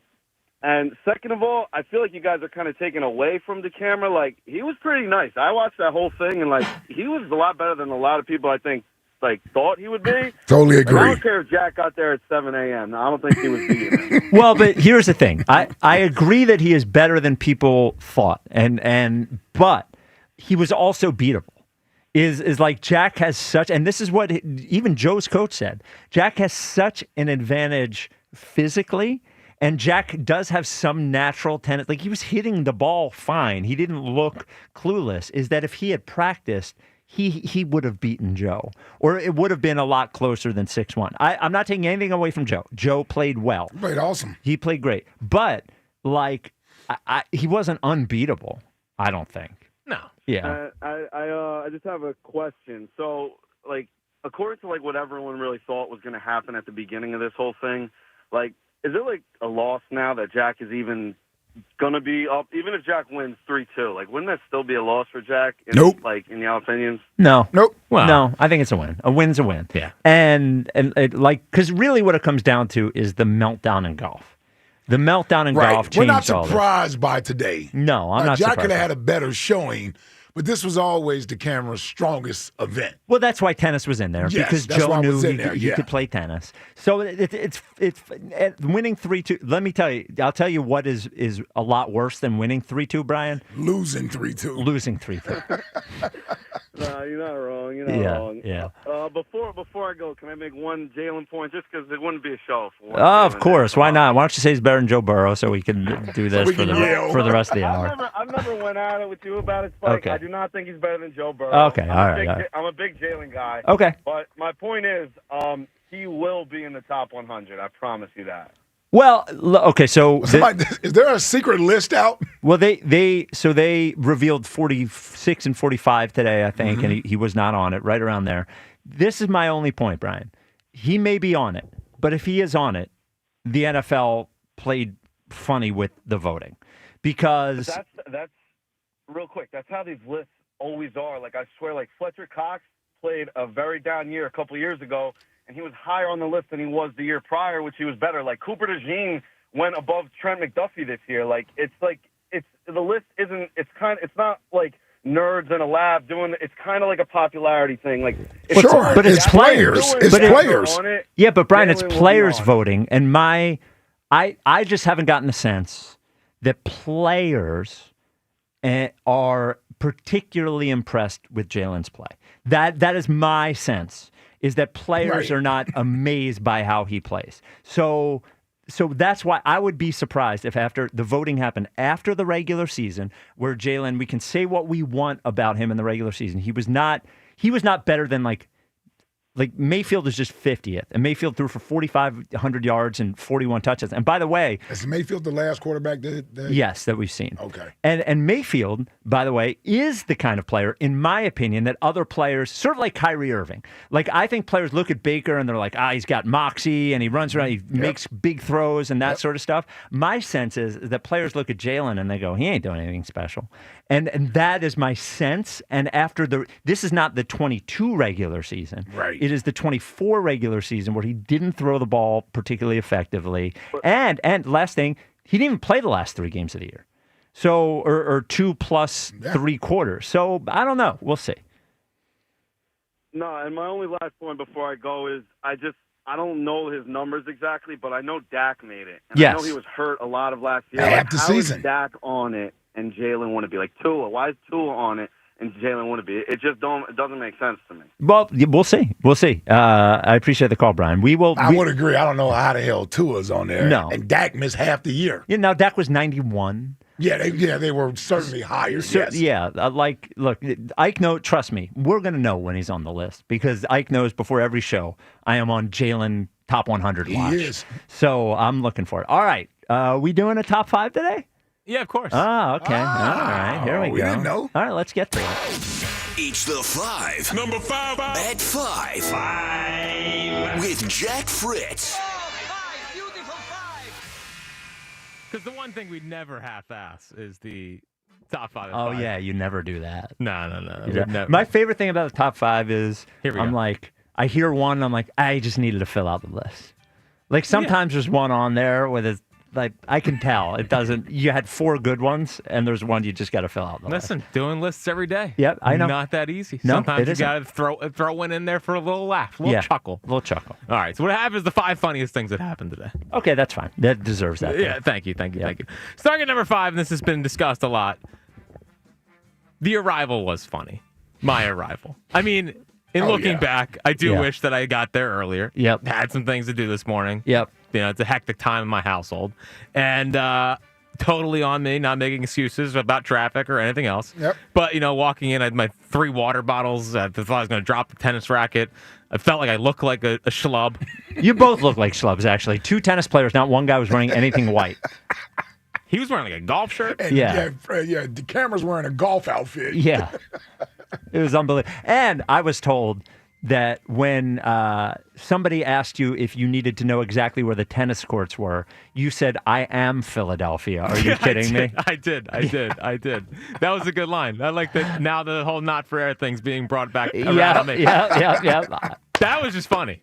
She's like, hey, this is Ava. So, she calls me. She's like, hey, we're in the tennis courts right inside the yellow gates. And I was like, Ava, I've been at FDR Park a million times. I am Philadelphia. You should just rename FDR, which is obviously funny because I'm from Westchester. Yes. Right. Just a joke. I respect all my coworkers. Number 4. Even the Jersey ones? Yeah, even the Jersey ones. The 4th funniest thing that happened today was we had MC Morgani, who all of a sudden turned into a roast fest. Yes. Like he thought he was doing stand-up comedy. He was over there. Yeah, he did a good job. He did a great job. Yep. But he's like, these guys look like idiots out here. I'm a great tennis player. These guys have no idea what they're doing. Yep. It was great. Yep. Al was on fire today. Yeah. He was back in his old element. Yeah. Al's cooking. Al's still cooking. He is. It's good. So 3rd actually did not happen at tennis. 3rd happened here at the studio. And I do want to give a special thanks to Liberty Union for their partnership with High Hopes. Brought the food. And Miller Lite for all the great food they brought us today. They dropped off, I got a roasted beet salad, some chicken, of course. Yeah. New Orleans pasta, poke bowl with tuna, and their short ribs with collard greens and grits, baby. Yeah. And Don't forget the pretzel sticks. Would not forget it. Before we get to the joke here, head on out to Liberty Union in Kimberton or Chester Springs for Phillies games and enjoy $3.50 Miller Lite drafts, Miller Lites for Phil's wins. What happened that was funny? Well, I was handed the grits and collard greens. Oh, yeah. and Ike's like, you have no idea what those are. You did not. No. It quickly turned into an Ike Reese knows what I'm talking about. Yes. That was an Ike Reese knows what I'm talking about moment right there. Yes. I'm the only person in here that's had grits and collard greens in here. I have had collard greens. Okay, there I you have go. had grits. I think grits are unimpressive, but collard greens were good. And Ava said she had grits before, so yeah. The problem with I could eat collard greens now, but they're not good if you don't put like pork in them and stuff. Oh yeah. Yeah, you have to Or cook. now you can do it with turkey. Well, yeah, but I can't eat that either. Oh, that's true. Yes. But like otherwise, they're bitter. They need a seasoning in there to help season them. Yes. And by the way, before you get to the next funniest thing, one funny thing that is not on your list is Ruben Amaro comes up to me. Ruben came out. By the way, Ruben came out. Yep. Jody Mack came out. As well at Rio. Mac Man's all in on this thing. Rio was out there. No Richie. No Richie. He may have been the only one. This is really... So Ruben comes up to me after seeing you warm up, and he goes, I think Jack has really got something going there. And I'm like, he is going to lose. And Ruben goes, I think it's like 6'4", and I go, there is no way it's going to be 6'4". It's going to be 6'2". That's what I thought. We were close to 6'4". Yeah, real close to 6'4". Yeah, to squint. Yeah, you did have to squint. Rube was a believer, and I actually kind of had some. I felt good when Rube said that. Well, Rube is positive the majority of the time. Yeah. He tries to encourage. Yep. It didn't work. I tell you what, though, there was a couple times both of you, the shirt came up. On those guys? Yes, on those guys. And were you impressed? Not a pretty sight. No. Not a pretty sight. As a matter of fact, Joe even decided to wipe his face with his shirt one time. And I'm like, dude, don't do that again. By the way, he did that in baseball, too. I'm like, dude, don't do that again. You scare everybody out here. It looks like he's with child. I lost to that today. Yes, you did. You got destroyed by that. 6'1". It was closer than 6. No, it wasn't. I must admit, you didn't look as bad as Joe, so that's for certain, yes. Yeah, it's all right. The second funniest thing that happened today, we have mentioned a couple times that DeCamara cursed out the line judge. Well, we do have the audio. Oh, yes! I thought the audio wasn't there. Where'd the audio come from? Oh, here it is. Okay. That ball was out. Guys, I love you because I want to be on your side. I'm begging the people that are calling the things to scream out if it's out. Thank you. Merci beaucoup. That ball was out. Guys, I love you because I want to be on your side. I'm begging the people that are calling the things to scream out if it's out. Thank you. Merci beaucoup. By the way, they did not respond by screaming out, by the way. That is Joe mid-game taking the microphone from Morgani and berating the line judges. John McEnroe threw so many tantrums on the court. I never saw anything like that. No. Nothing like that. Well, you actually thought that was part of his... It happened every time he played, John McEnroe. Yes. He was mad every time he played. By the way, that is the humble, classy sportsman right there, berating the volunteer line judges. He did apologize to the children after. He did. Yeah, he did. Yeah, he said apologize to the children for the F-bomb. I didn't even see any kids. Yeah, I didn't see any kids. We keep saying that all these kids were. I'm like, I didn't see any kids. Andy Boyle brought his son. I remember that. He was a little kid. I didn't get to meet Andy. Oh yeah, Andy was. Well, you've met Andy before. We have. Yes. Yeah, he was at McGurk's. Yeah. Okay. And also at Chickies. Oh wow. Yeah. At Chickies, I do remember. Remember we that? took the picture with him. Yes, I do there remember. You go. Yep. But obviously, the funniest thing that happened today was Bam and Upper Darby. Oh, not even close. We weren't sure. We weren't sure if he was there. Yeah. And then, like a good sideline reporter would, congrats to DK. Scoops. The official sideline Oh yeah, reporter the for the official Eagles. sideline reporter for the Congratulations, Eagles. Yes. Devin. She pointed him out. It's like she was on Bam Watch. She wanted to make sure that Well, everybody should have been on Bam Watch. I agree. And she's like, there he is. There he is. And sure enough, he was wearing a cheerleader outfit. A woman's cheerleader. A woman's cheerleader outfit. It had a skirt. He was Yep. wearing pants under it or something. We had a little problem with trying to take a selfie or take a photo. That took at least 5 minutes. Yes. Well. He got in the Uber. That was, And I know his We got code there. to open his phone. That's good. Yes. Yeah, it seems like you guys got close. Well, I had to open it to take the picture. So of all the memorable things today, I think that Bam and Upper Darby's number one. And if you'd like to see Bam in the cheerleader outfit, there is a photo on the Afternoon Show Twitter account. Afternoons WIP if you'd like to see Bam. All right. Well, Bam's Uber driver was nice. Yeah. She seemed like a very nice lady. Yeah, it was not. No, it was not. Yeah. but it wasn't. By the way, it wasn't a black Audi either. It was a silver Audi. It was a silver Audi. Yeah. Well, how would Bam know? Yes. Yes. Yeah. He didn't even know what color he had on. No, had no idea. I will confirm there's not a Stevie Wonder situation going on right there. No, it's real.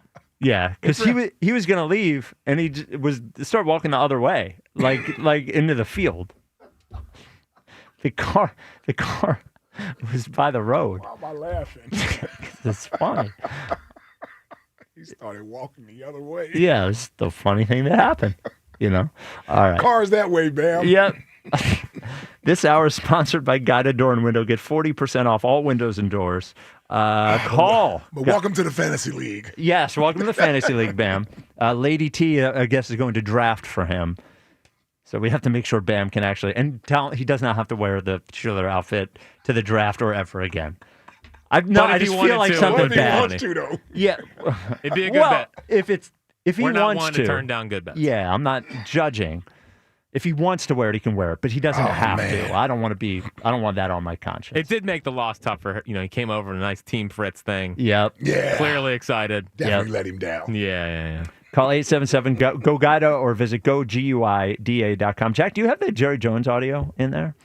So the Jerry Jones, Micah Parsons thing just keeps going and going and going. Micah Parsons has requested a trade. There's been some back and forth between Jay-Z and Jerry Jones about whether the Jay-Z. Well, like because he's represented by Rock Nation, or was was represented by Rock Nation, or Des Bryant was, or something like that. Something about Jerry Jones not getting a call back from the agent or something like that. Yep. So it's been pretty ugly. And Jerry Jones, to quiet everything down, here's what he had to say.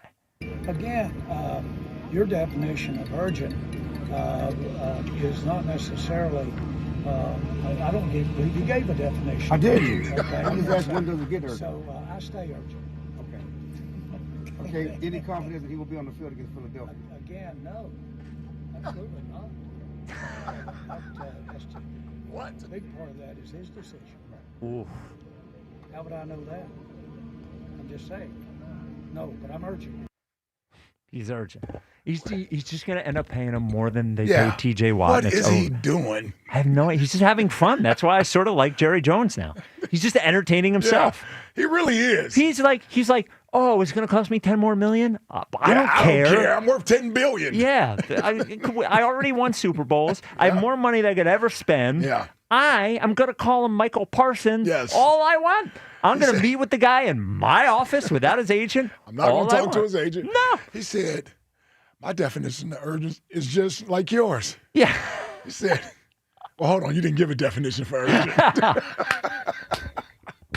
He caught himself in the second sentence like, oh, you didn't give a definition for urgency. Oh, so Oh, good. Jerry Jones. He's the best. He wants this thing to go all the way up to Thursday night of the game. And he wants to announce the Michael Parsons. Right before. Now I'm calling him Michael Parsons. The Michael Parsons contract right before the game. He's going to upstage the banner. What if he walks Son out of with the check while the banner is being unveiled?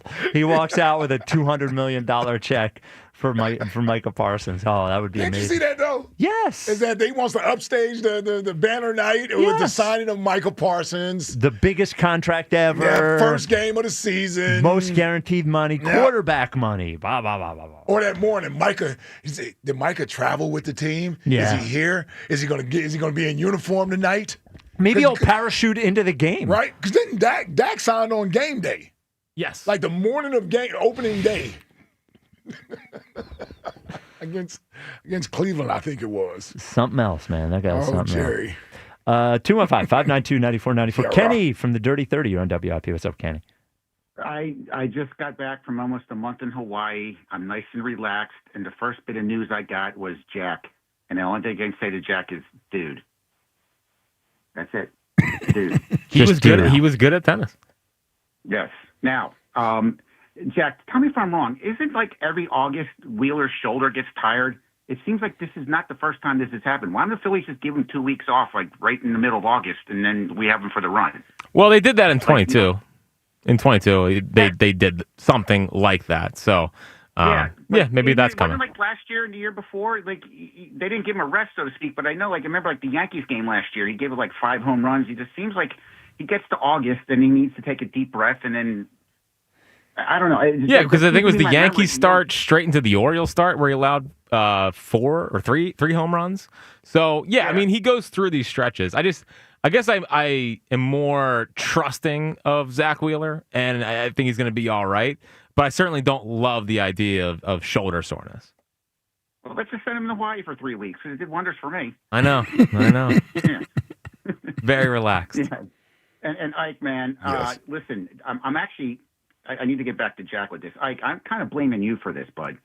Hold on. Anybody that could fire somebody up is a captain of special teams. Why don't you take Jack into a room somewhere in there and beat the crap out of him and explain to him about what he's doing to his. Well, first of all, he does not respond to that stuff. No. That's not going to work. Yeah, he gets worse. He tries. Yeah, He tries. I'm just I try to motivate, and I give him credit. He's listening to me. You know what I mean? Yeah.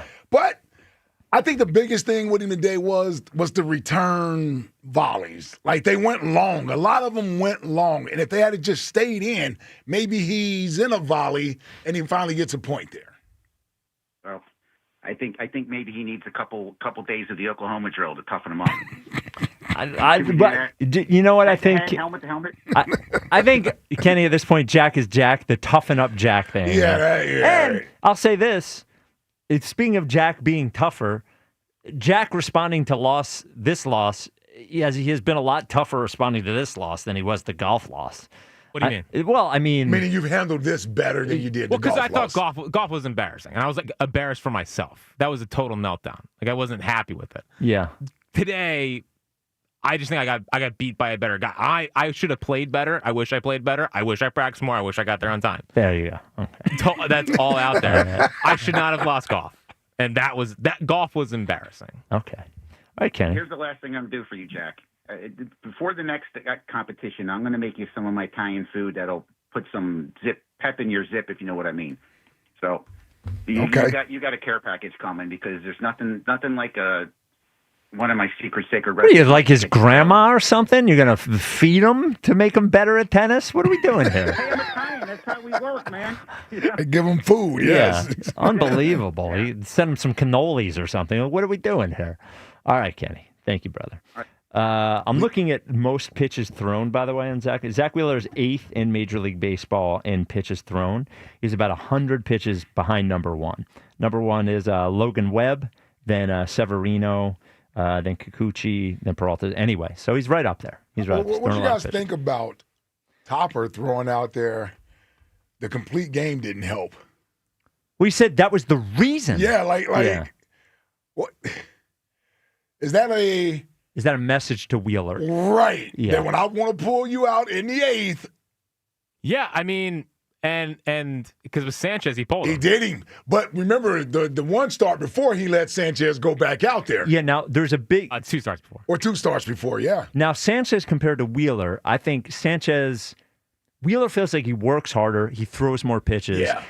When Topper pulled Sanchez the other day, I think Sanchez like 80 was pitches. 82 pitches or something. Yep. And I think his complete game, he barely got to 100. Maybe he got to 100. You're right. So Wheeler just feels like he reminds me of Roy Halladay a lot as a pitcher, in terms of, like, when you watched Halladay, he just looked like he was grinding physically the entire time. And Wheeler's like that too. Like, he just looks like he grinds physically. And he does go through these periods. And the overall Wheeler resume is very good. But there's pockets in the season where there's like 4 straight starts where it's not how it usually is. And then he does generally correct himself. Now, and it's a lot of home runs, by the way. Been a lot of home runs recently, which, again, he went through last year. Yeah, that's what I'm saying. The in Yankees those hit him, and the Orioles, I think they hit 3 or 4 off him, which is the most he's allowed in the Phillies uniform. What I also found interesting is, he's been living at 98 more this year, like, than in years past. I think the last couple of years he'd be more slow it down in the regular season, 95, and then when the postseason got here, he'd back up to 98. We'd be talking about Wheeler's velocity. He's been pitching more at 98 this year, and I wonder if that could be starting to catch up to him. Do you think he's trying to win the Cy Young? That's why he's pitching. I definitely think he was. Yeah. Yeah. Because you get as close as he's gotten the last 2 or 3 years. He smelled it this year. Yeah. I think he smelled it a little bit this year. Totally. Yeah. And I think that's why the complete game happened. Yeah, and that's a good point. Maybe it is. I think the combination of him pulling Sanchez for Duran, and then this quote that it was the perfect. It was that was not a that was not a my bad. Yes, that was. That's what I got from it. Yes, yeah, that's what I got from it. This is more or less like, no, this is. Maybe because he wanted to do the complete game. This is where we are right now. 215-592-9494. Mike and Langhorne, you're on WIP. What's up, Mike? Hey, how you guys doing? First, I love the show. I've listened to you guys forever. I love that you took your vacations together so that you guys weren't just 2 or 1 of you at certain points. That was a smart move. I was at the game. I was at the tennis match today. Okay. With Jack, and so with my 2 sons, 14 and 12. So I think Joe kind of, when he apologized, kind of was looking towards my side of the court. But my kids have heard stuff like that. It happens. It happens, right? I was also the one that was telling Jack from about game 1 to go to the net because. But I didn't know what that meant. I don't know going, like, what is that? It means don't sit at the baseline and volley back. Go to the net and try to end it. Yeah. Right. I don't know if that would have worked for me. Once you return it, you're taller and athletic. So if you get up near the net, you can react to the ball coming. Also, Joe could spaz out and hit it a little too hard, and over the top you can hit it out. Yeah. But what you were doing at points, you were coming forward, making a shot, and then running backwards to like get back to the baseline where you should have stayed up and gotten center of the court and made him have to hit it by you or over you. And especially once you went down, it's like, at least make a move. Like you weren't going to win it standing in the back. And that's what I kept trying to tell you. I didn't realize that you didn't know what going to the net meant. Well, because I was always taught get back to the center of the court. Yes, but that doesn't mean the you were going baseline. backwards. Yeah. Yeah. All right. Also, I think the line judges, you shouldn't have had the umpires from this Orioles-Phillies series as your line judges. Oh, that is being part bad. of the problem. All Because, right. there was one guy from across that called one out, which was ridiculous. He had no idea. Oh, he had no angle on that shot. He had no angle. Yeah. And by the way, that wasn't even like they're doing their best. They're like most times the center guy or whatever sitting up on a big chair on a high chair because he's on a higher chair. and then the other guys, there's 6 of them, not 2. There's 4, there's 5 of those guys or something, not 2 of them, and they're right at each line, and they're just watching one line instead of trying to watch all the lines. And in the real matches, they got the computer-generated things Well, where yes. corrects the call. Well, yeah, but they're not seeing that. But yes, yeah. No, I agree. got I'm with you. Yeah.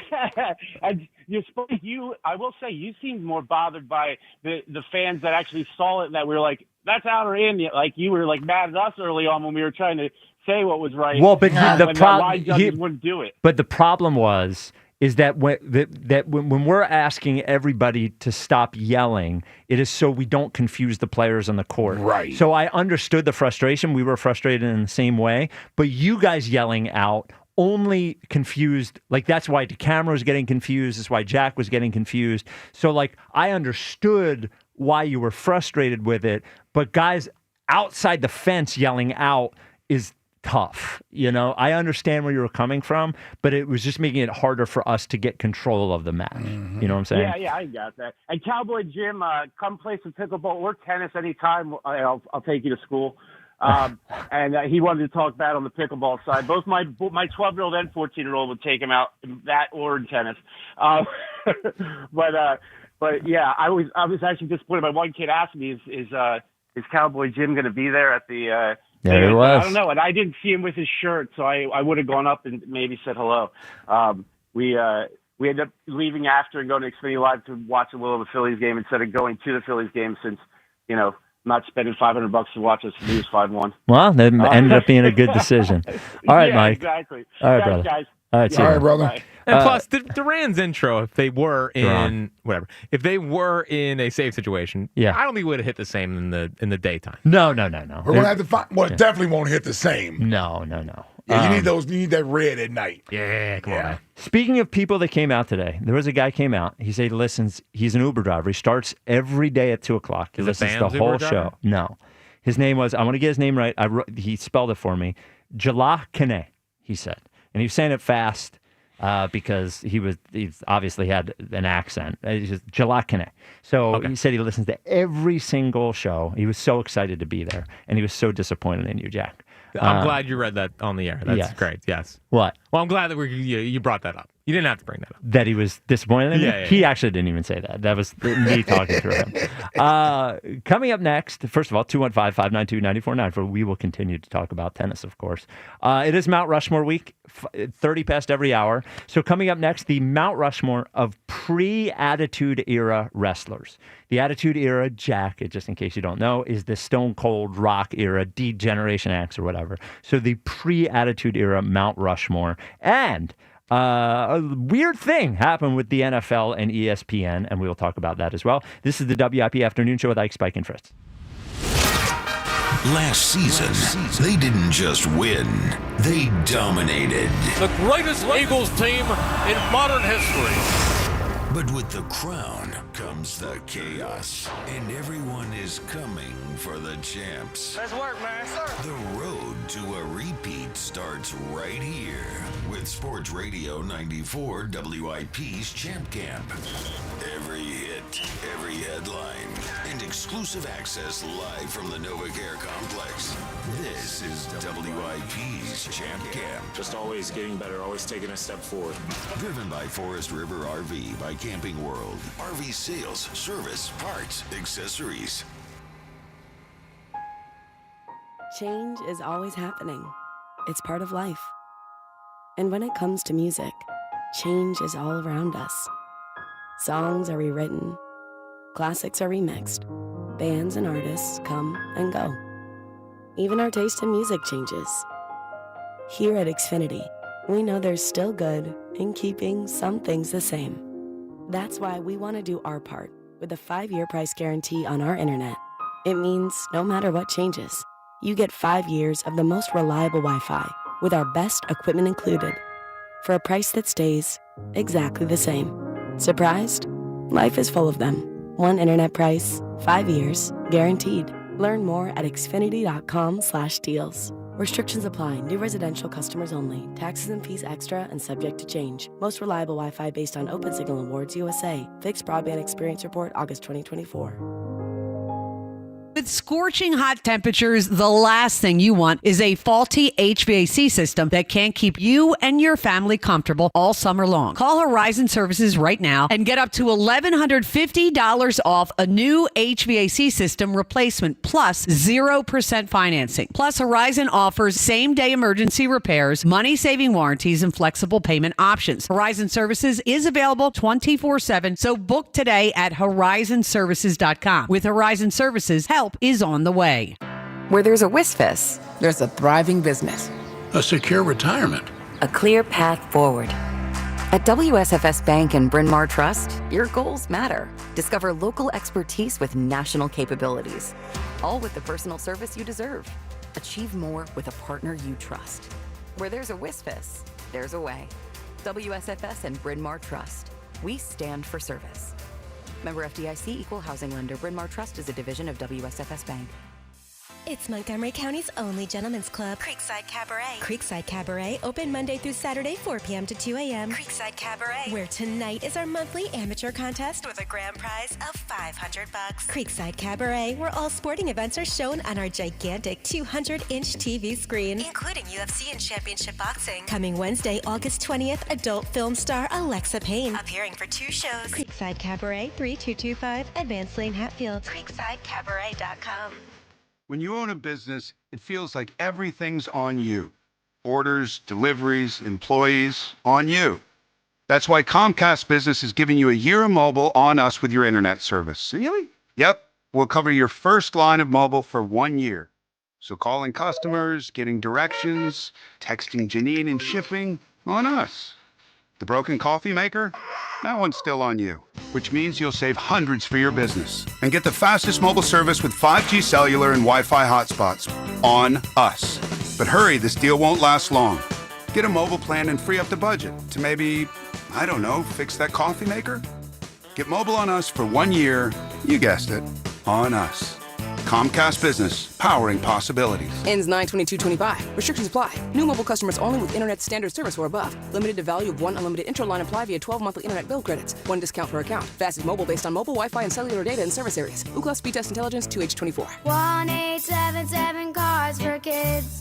KARS Cards for Kids. Ready to get rid of that old car? Donate it to Cars for Kids. Call 1-877-CARS-FOR-KIDS to reach a friendly live agent. Donation's super easy, and your car can be picked up as soon as tomorrow. Call us now, 1-877-CARS-FOR-KIDS. 1-877-CARS-FOR-KIDS. Donate your car today. Did you know you can donate real estate too? Want to save big for back to school? Check out Going Gone by Dick's Sporting Goods and score up to 70% off thousands of styles from top brands like Nike, Adidas, Jordan, and more. Score big with A+ deals on shoes, tees, shorts, pants, and backpacks. Your year, your style, your price. At Virtua Health, we're redefining heart care. Our heart rhythm team at Virtua is really working at the forefront of technology. There's constantly new advances. Like cardiac clinical trials and breakthrough treatments for atrial fibrillation. Treating atrial fibrillation with ablation and treating it early allows for the best outcomes for our patients. We can make a meaningful difference in patients' lives. Virtua Health, here for complex heart care, here for good. More at virtua.org/hereforgood. If you have unfiled taxes or are in debt to the IRS, this is important news. Did you know the IRS has programs specifically designed to help people struggling with tax debt? Powerful tax assistance programs that can save you thousands if you qualify. No one knows these programs better than the experts at Optima Tax Relief, America's most trusted tax resolution firm. A-plus rated by the Better Business Bureau, their award-winning tax attorneys and licensed professionals have resolved over $1 billion of tax debt for their clients. One call to Optima can start the process, helping to put an end to your worries about wage garnishment, asset seizure, and other aggressive IRS actions. Find the best options to solve your tax problems. Call the experts at Optima Tax Relief today for a free consultation. Call 800-392-7955. 800-392-7955. 800-392-7955. Optima Tax Relief. Some restrictions apply. For complete details, please visit OptimaTaxRelief.com. Tune in tonight starting at 7 p.m. for the Bob Pantano Saturday Night Dance Party. Live from Adelphia in Deptford, the Bob Pantano Saturday Night Dance Party is broadcast exclusively on 98.1 HD2 and Bob Pantano Dance Party Radio on the Odyssey app. Powered by Daniels Plumbing in Philadelphia. College holds a mythic place in American culture. But there are stories you won't hear on the campus tours. The higher-ups are concerned about one thing, and that is avoiding scandal. I'm Margot Gray. On the new podcast, Campus Files, we cover everything from rigged admissions to the drama of Greek life and student protests. Listen to and follow Campus Files, an Odyssey original podcast. Available now on the free Odyssey app and wherever you get your podcasts. The WIP Afternoon Show with Ike, Spike, and Fritz. Sports Radio 94 WIP. Can't believe I made that noise.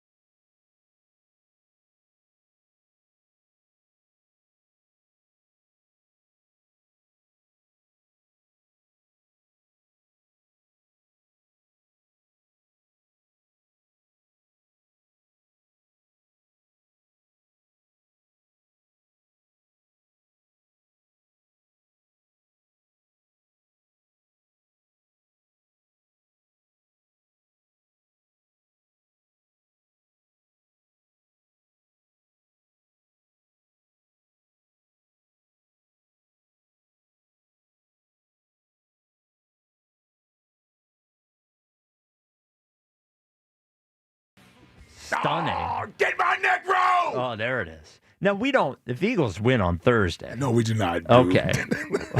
I didn't remember from last year. No. Should Sirianni start the starters?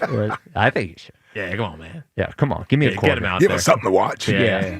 The Twitter question is brought to you by Mark's Jewelers. For one-of-a-kind experience that makes diamond buying less stressful, visit the home team at Mark's Jewelers online at marks-jewelers.com. No Twitter question today. So what they are sponsoring is the picture of Bam, which is on our Twitter right now.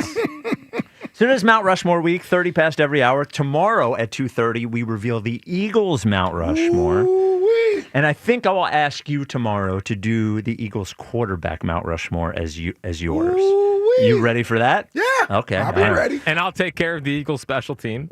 Are you kissing up? We'll see. He's setting that up to not. Yeah. Marigo's had a good couple of years here. He did. 30 past Got every 43 hour. million over it. He sure did. 30 past every hour, we do a Mount Rushmore. So let's do one today. It's the WIP Afternoon Show's Mount Rushmore Week. All right.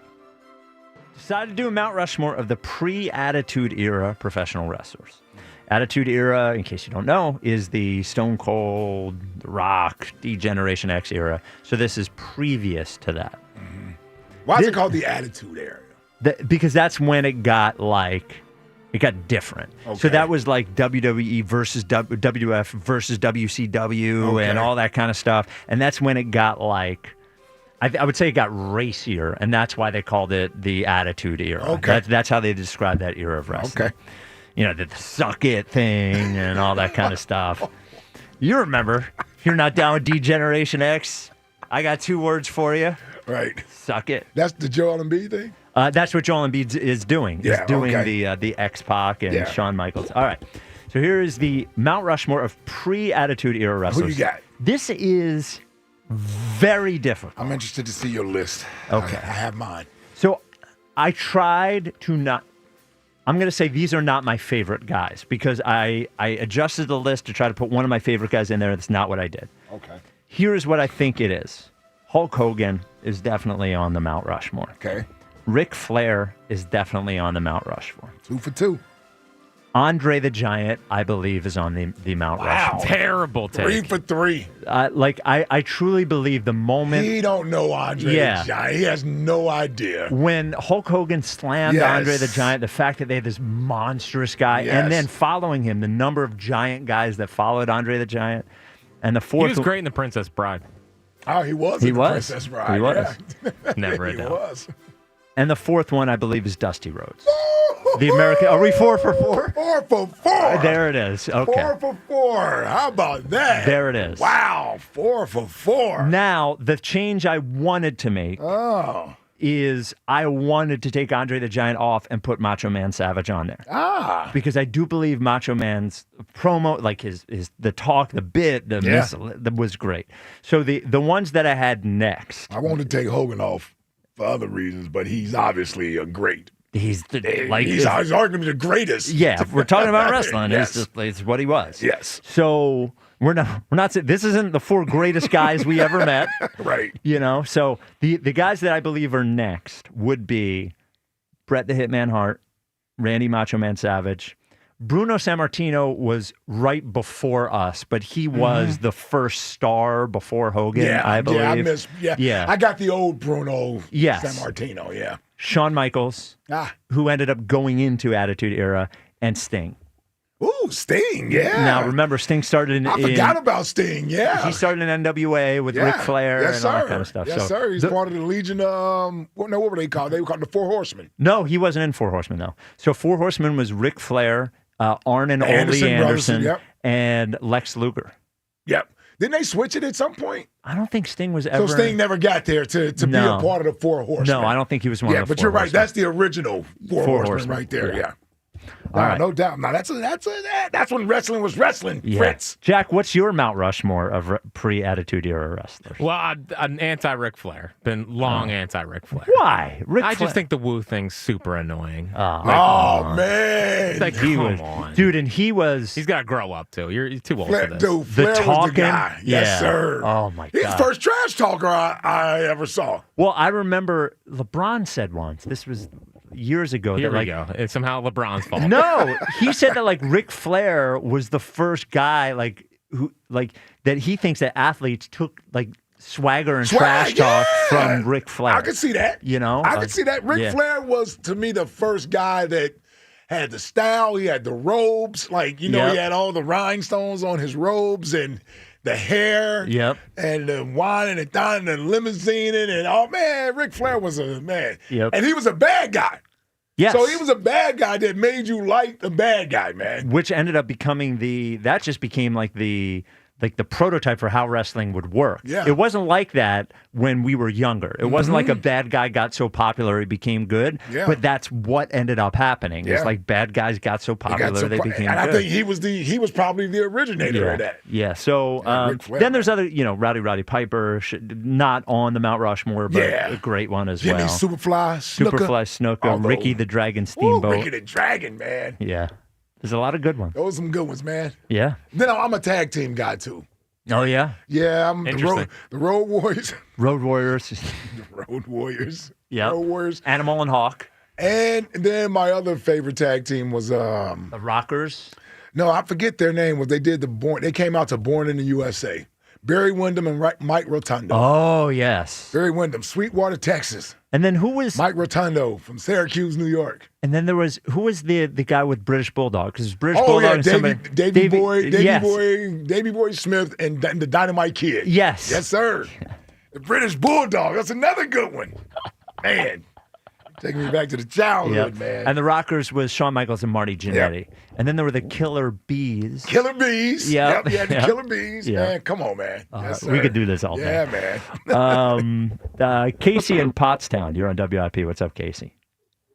Hey, how you doing, Spike? Everybody, how's it going? Jack, what happened? He was Yeah, good. get straight to it. He was good. Take some He was ownership, good. Jack. Yeah. Okay. I just can't believe it. I couldn't believe it either. I'm for Joe. I'm for Joe, but I just can't believe that. I've been listening to these guys talk about how lame you were. Well, again, I think that's a bit of a stretch. Well, he didn't prepare, yeah, come Casey. on. He didn't prepare. That's not. It doesn't sound like you prepared in golf.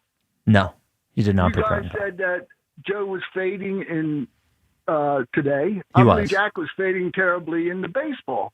Well, they were He was both wearing fading out in. at the end. He was, but now we can be honest in that Jack had a much more physically demanding job in baseball than Joe did. Like all Joe had to do was stand there and swing. But he just showed up. He didn't have a warm up. You were saying Jack didn't warm up today, and it hurt him. Joe didn't get a warm up before the baseball. And don't get me wrong, he Sure he wasn't did. gonna hit Jack Sure he anyhow. did. Sure he did. Sure he did. When? Before the game? Yes. Sure. Joe had the option to warm up all he wanted.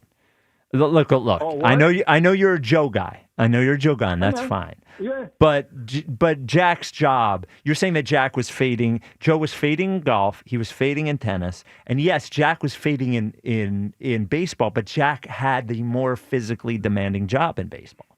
He was Yeah, but pitching. it was much better sport. It was, he was wearing out. Joe could have come back. No, he couldn't. Possibly. He didn't get any hits. He didn't walk That doesn't ever. matter. He could have got hit. All right. He almost got hit by the pitch. If he got hit by that pitch, Jack was gone. He said it to McGurk's or wherever he went. That Can I tell you his something, arm Casey? was done. Nothing sadder than being a DeCamara guy. I can't get behind this. No. Jack is 20 years younger, and he's losing. Well, so I think Joe's going to beat him in racing. there is no chance. How much you want to bet?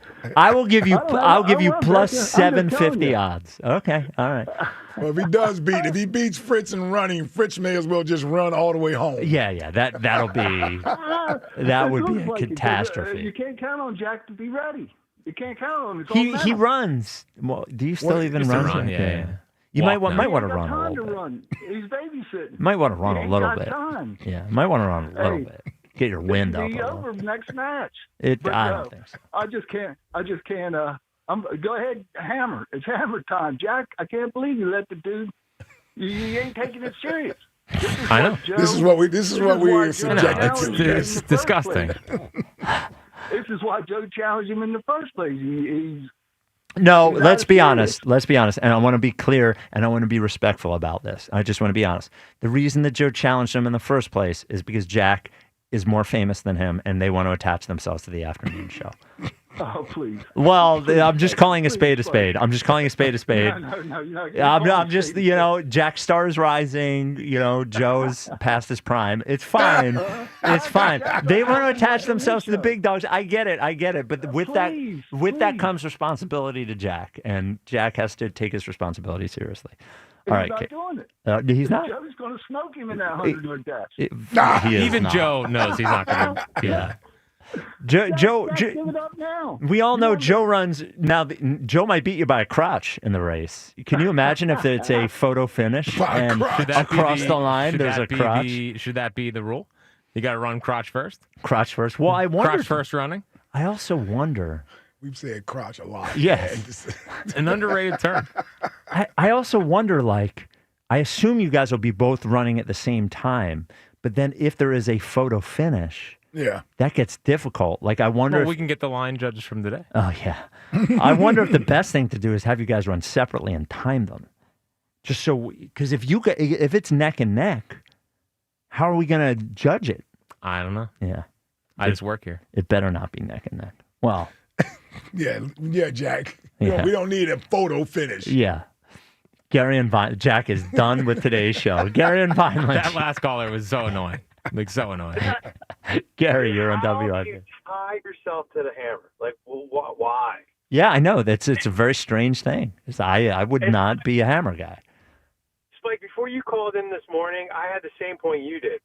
You guys are bragging that you brought up the Turner thing first, and then after 2 weeks, nothing happened. Yes. Of you guys talking about it. Yep. And then Jack said something, and next thing you know, they're cheering for Turner. Yeah, that's they were looking for some sort of credit. The credit, the thing with the standing ovation, the is not mentioning that it could happen.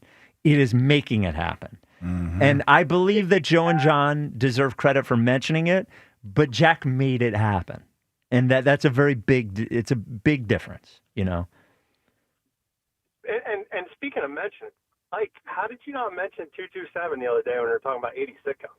Ooh, 227. Oh, yeah. That's another great one. Now, 227, there's no place like home. Yeah, you got it. With your family around you, you're never alone. You know what, Gary? If you know that you love. I just slipped my mind. Yeah, it slipped my mind. That's a great show. Yeah, it's a great show. I don't know if it would have cracked the Mount Rushmore, but yes, it definitely deserved the mention. Yeah. But for delegation points, I mean, Yeah. Can I say something about Elliot? Is it about his sports stuff? Sure. You know what doesn't work with his thinking? Simple physics. Yes, a bat to a ball, if it's 100 miles an hour, should go out. But you have to have the force to go forward, not the ball hits the bat and the bat goes back. Well, then otherwise, Gary, do you know how many home runs we would see in Major League Baseball? Like how many times a batter hits a 100-mile-an-hour fastball and it doesn't go out of the park? It's like 99% of the time it doesn't. Yeah. Elliott would need 25,000 at-bats to make that happen. And then the tush-push thing, Jalen Hurts is like pushing a block through the line. With him, it would be like pushing a piece of paper. Like, They did do that with Kenny Pickett, though. They did ragdoll him into the end zone, so I suppose that could happen. I take Pickett over Elliott in a dog fight. That's a fair point. That's a fair point, Gary. All right, Gary. But talking about the tennis, I was like you were with him, Spike. I had a partner. I used to play tennis in high school and college, and we were playing against girls, and he was like not in the game, and I'm like, bro, you got to focus. We got to win. Yeah. And this is worse because it's DeCamara. Yeah. Well, thanks for the call, Gary. Josh just put a lot of pressure on himself to win the race and then win basketball. You can handle it. I think you should get out for a little bit of running. Just a little bit of running, get your cardio Once you up. figure out what the exact running is. Well, God forbid. Imagine we would figure it out. Is it a lap around? Is it a sprint? Is it whatever? I think it should be a quarter mile. It should be one lap around of track. Either one's fine. Yeah. I just would like to know what it is. Sure. Yeah. I think the longer it is, the more of a chance, the safer it is for you. Yeah, I guess so. You know? I just want to get it over with. Yeah. As fast as possible. I'm hearing you. I hear you. David and Tom's River. You're on WIP. What's up, David? Hey guys, what's going on? Hey Spike, real quick about the Four Horsemen. Was that Terry Blanchard instead of Lex? You're right. So Lex, Tully Blanchard. Tully yeah. Blanchard and Lex Luger replaced Tully Blanchard. Yeah, there it is. I thought I had that in my head somewhere. You're right. You're right. Yeah, because you said that, I was like, okay, maybe, that was cool. Nah, man, love those territory wrestling days, man. There's nothing like that. That's so cool. Saturday So morning. Cool. Hey guys. Hey, Spike, man, you had me in Bizarro World giving the Herb the reverse day there. I was like, wait, days? Where am I? I was like, where am I here, man? Yeah. Hey, I was wondering how many other people got confused by that too. Yeah. Oh man, I'm driving home like I'm going back to work and stuff like that. Hey guys, real quick, I'm not going to make you guys do the Eagles record, but what are you guys thinking about the rest of our opponents in the NFC East records coming up for this year? How many wins and losses are you guys thinking? Well, I can give you the Eagles record easier. I got the Eagles at 12-5. Okay. Nice. You know what? It's a weird feeling with Washington. Washington and Dallas, they got this off the field stuff going on. I don't know how much that's going to impact what they're doing. The Giants, at best, you'll get 8 wins out of them if they have 8 wins is a great year for the Giants this upcoming year. Yeah, I just think the Giants will be tougher to play this year. That would be nice. They have a real quarterback and they have a real defense. So I was ready to put Washington at 11-6. But this Terry McLaurin thing, if they get it figured out, I have Washington finish second, Dallas with 10-7. I got Dallas at 10-7. Dak stays healthy. I mean, Dallas, depending on what these other teams do in their division, could be a wild card team. Oh, absolutely. Like, we could get 3 teams out of this division. And remember, no team has won the NFC East consecutive years for 20 years. I think that ends this year. Yeah. But how many times have people said that? 19. Yeah. Did we say we must have said it in 2018? Yes. Yeah. Definitely. Yeah, let's make history, guys. Hey, guys, you guys got your fantasy spot today, right? Bam took it up. Yeah. Bam took up today's spot. But we'll do it again tomorrow. Hey, man. All right, cool. I'll call tomorrow. Hey, shout out Bam, man. You're the real one, brother. All right, guys. There you go. Bam is a real something. He is a real one, yeah. Larry in the Northeast, you're on WIP. What's up, Larry? How you fellas doing? What's up, Larry? All right. So I'm 58 years old. I've been watching wrestling for 50 years. Oh, boy. So I got a little history behind me. So this is a quick thing before I do my Mount Rushmore. It's just a slight oversight you guys made that is Lex Luger actually replaced Ole Anderson. Oh, okay. They kicked him out. Yeah, Okay. they kicked him out. Then he came back with a baseball bat and tried to get back in, but it didn't work out. We said the But, Anderson brothers, didn't we? Yeah, but Lex Luger actually replaced Ole Oh, we got Anderson. the order mixed up. Yeah, Okay. it wasn't. Yeah. Yeah. And then So anyway, regarding the Mount Rushmore, man, Spike, I love you. I loved your father. I remember I went back when he was on TV. When I was in college, I went to his show that he used to have a pregame show. But man, wrestling, I don't know how you couldn't. Again, you're a little bit younger than me, but Bruno Sammartino, he's got to be on that Mount Rushmore. But who does he replace? I mean, for me, honestly, I had trouble with the fourth one. It was Andre the Giant, Hulk Hogan, and Bruno Sammartino. I mean, But you have to say, here's the thing. Are you taking Dusty off? What you doing? You taking Dusty off? I don't think you can take off Ric Flair. I don't think you take off Dusty Rhodes. Probably then Dusty, but Dusty. I love Dusty too, man. He was great, but the stuff. I went to the old Spectrum. I went when we were at the Civic Center with Ric Flair when they were with the NWA, whatever. But the stuff that they did at that old Spectrum with Bruno. He was champ for like 8 straight years, and just looking at him, I know that he had trouble with the WWF, whatever it was, and then they came back. You looked at him, my gosh, he was in unbelievable shape for like 89 years old, and he had a chance. I was really cool when he got. I think the problem, Larry. Hall of I think the problem, Larry, is like I didn't see, and I Bruno Sammartino was important. I do feel like all these guys helped blow wrestling up in a way that No, I absolutely agree. Like I said, Bruno was he sold out all the stadiums before Hulk Hogan, and him and Andre the Giant. He was the bomb after Bruno, and then Hulk Hogan took it to a new level, and then obviously the Rock's and you said the Attitude Era, but. Just one other thing is moving forward is how long are you going to be doing the Mount Rushmore for like another month or so? No, just a week. 3 days. It's Mount Rushmore week. Okay, so we got to get through the friggin', we got to get through the summer here, buddy.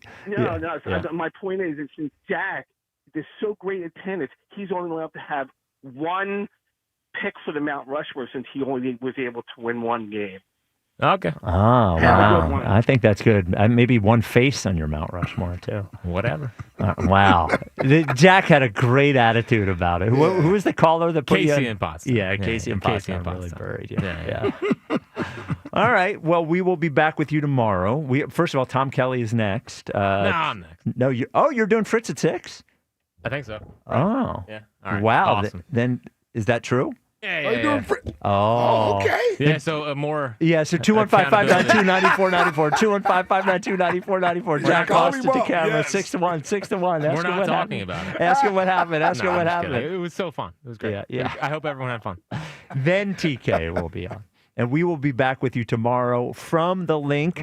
Mount Rushmore week continues. It'll be Eagles Mount Rushmore. We will talk to you tomorrow. Remember, the text line, which is not on today, would have been brought to you by Benari Jewelers. Don't settle for ordinary. Choose extraordinary. Choose Benari Jewelers at Exeter Newtown Square. Online at BenariJewelers.com. Remember, deodorant is the thief of joy. The Phillies play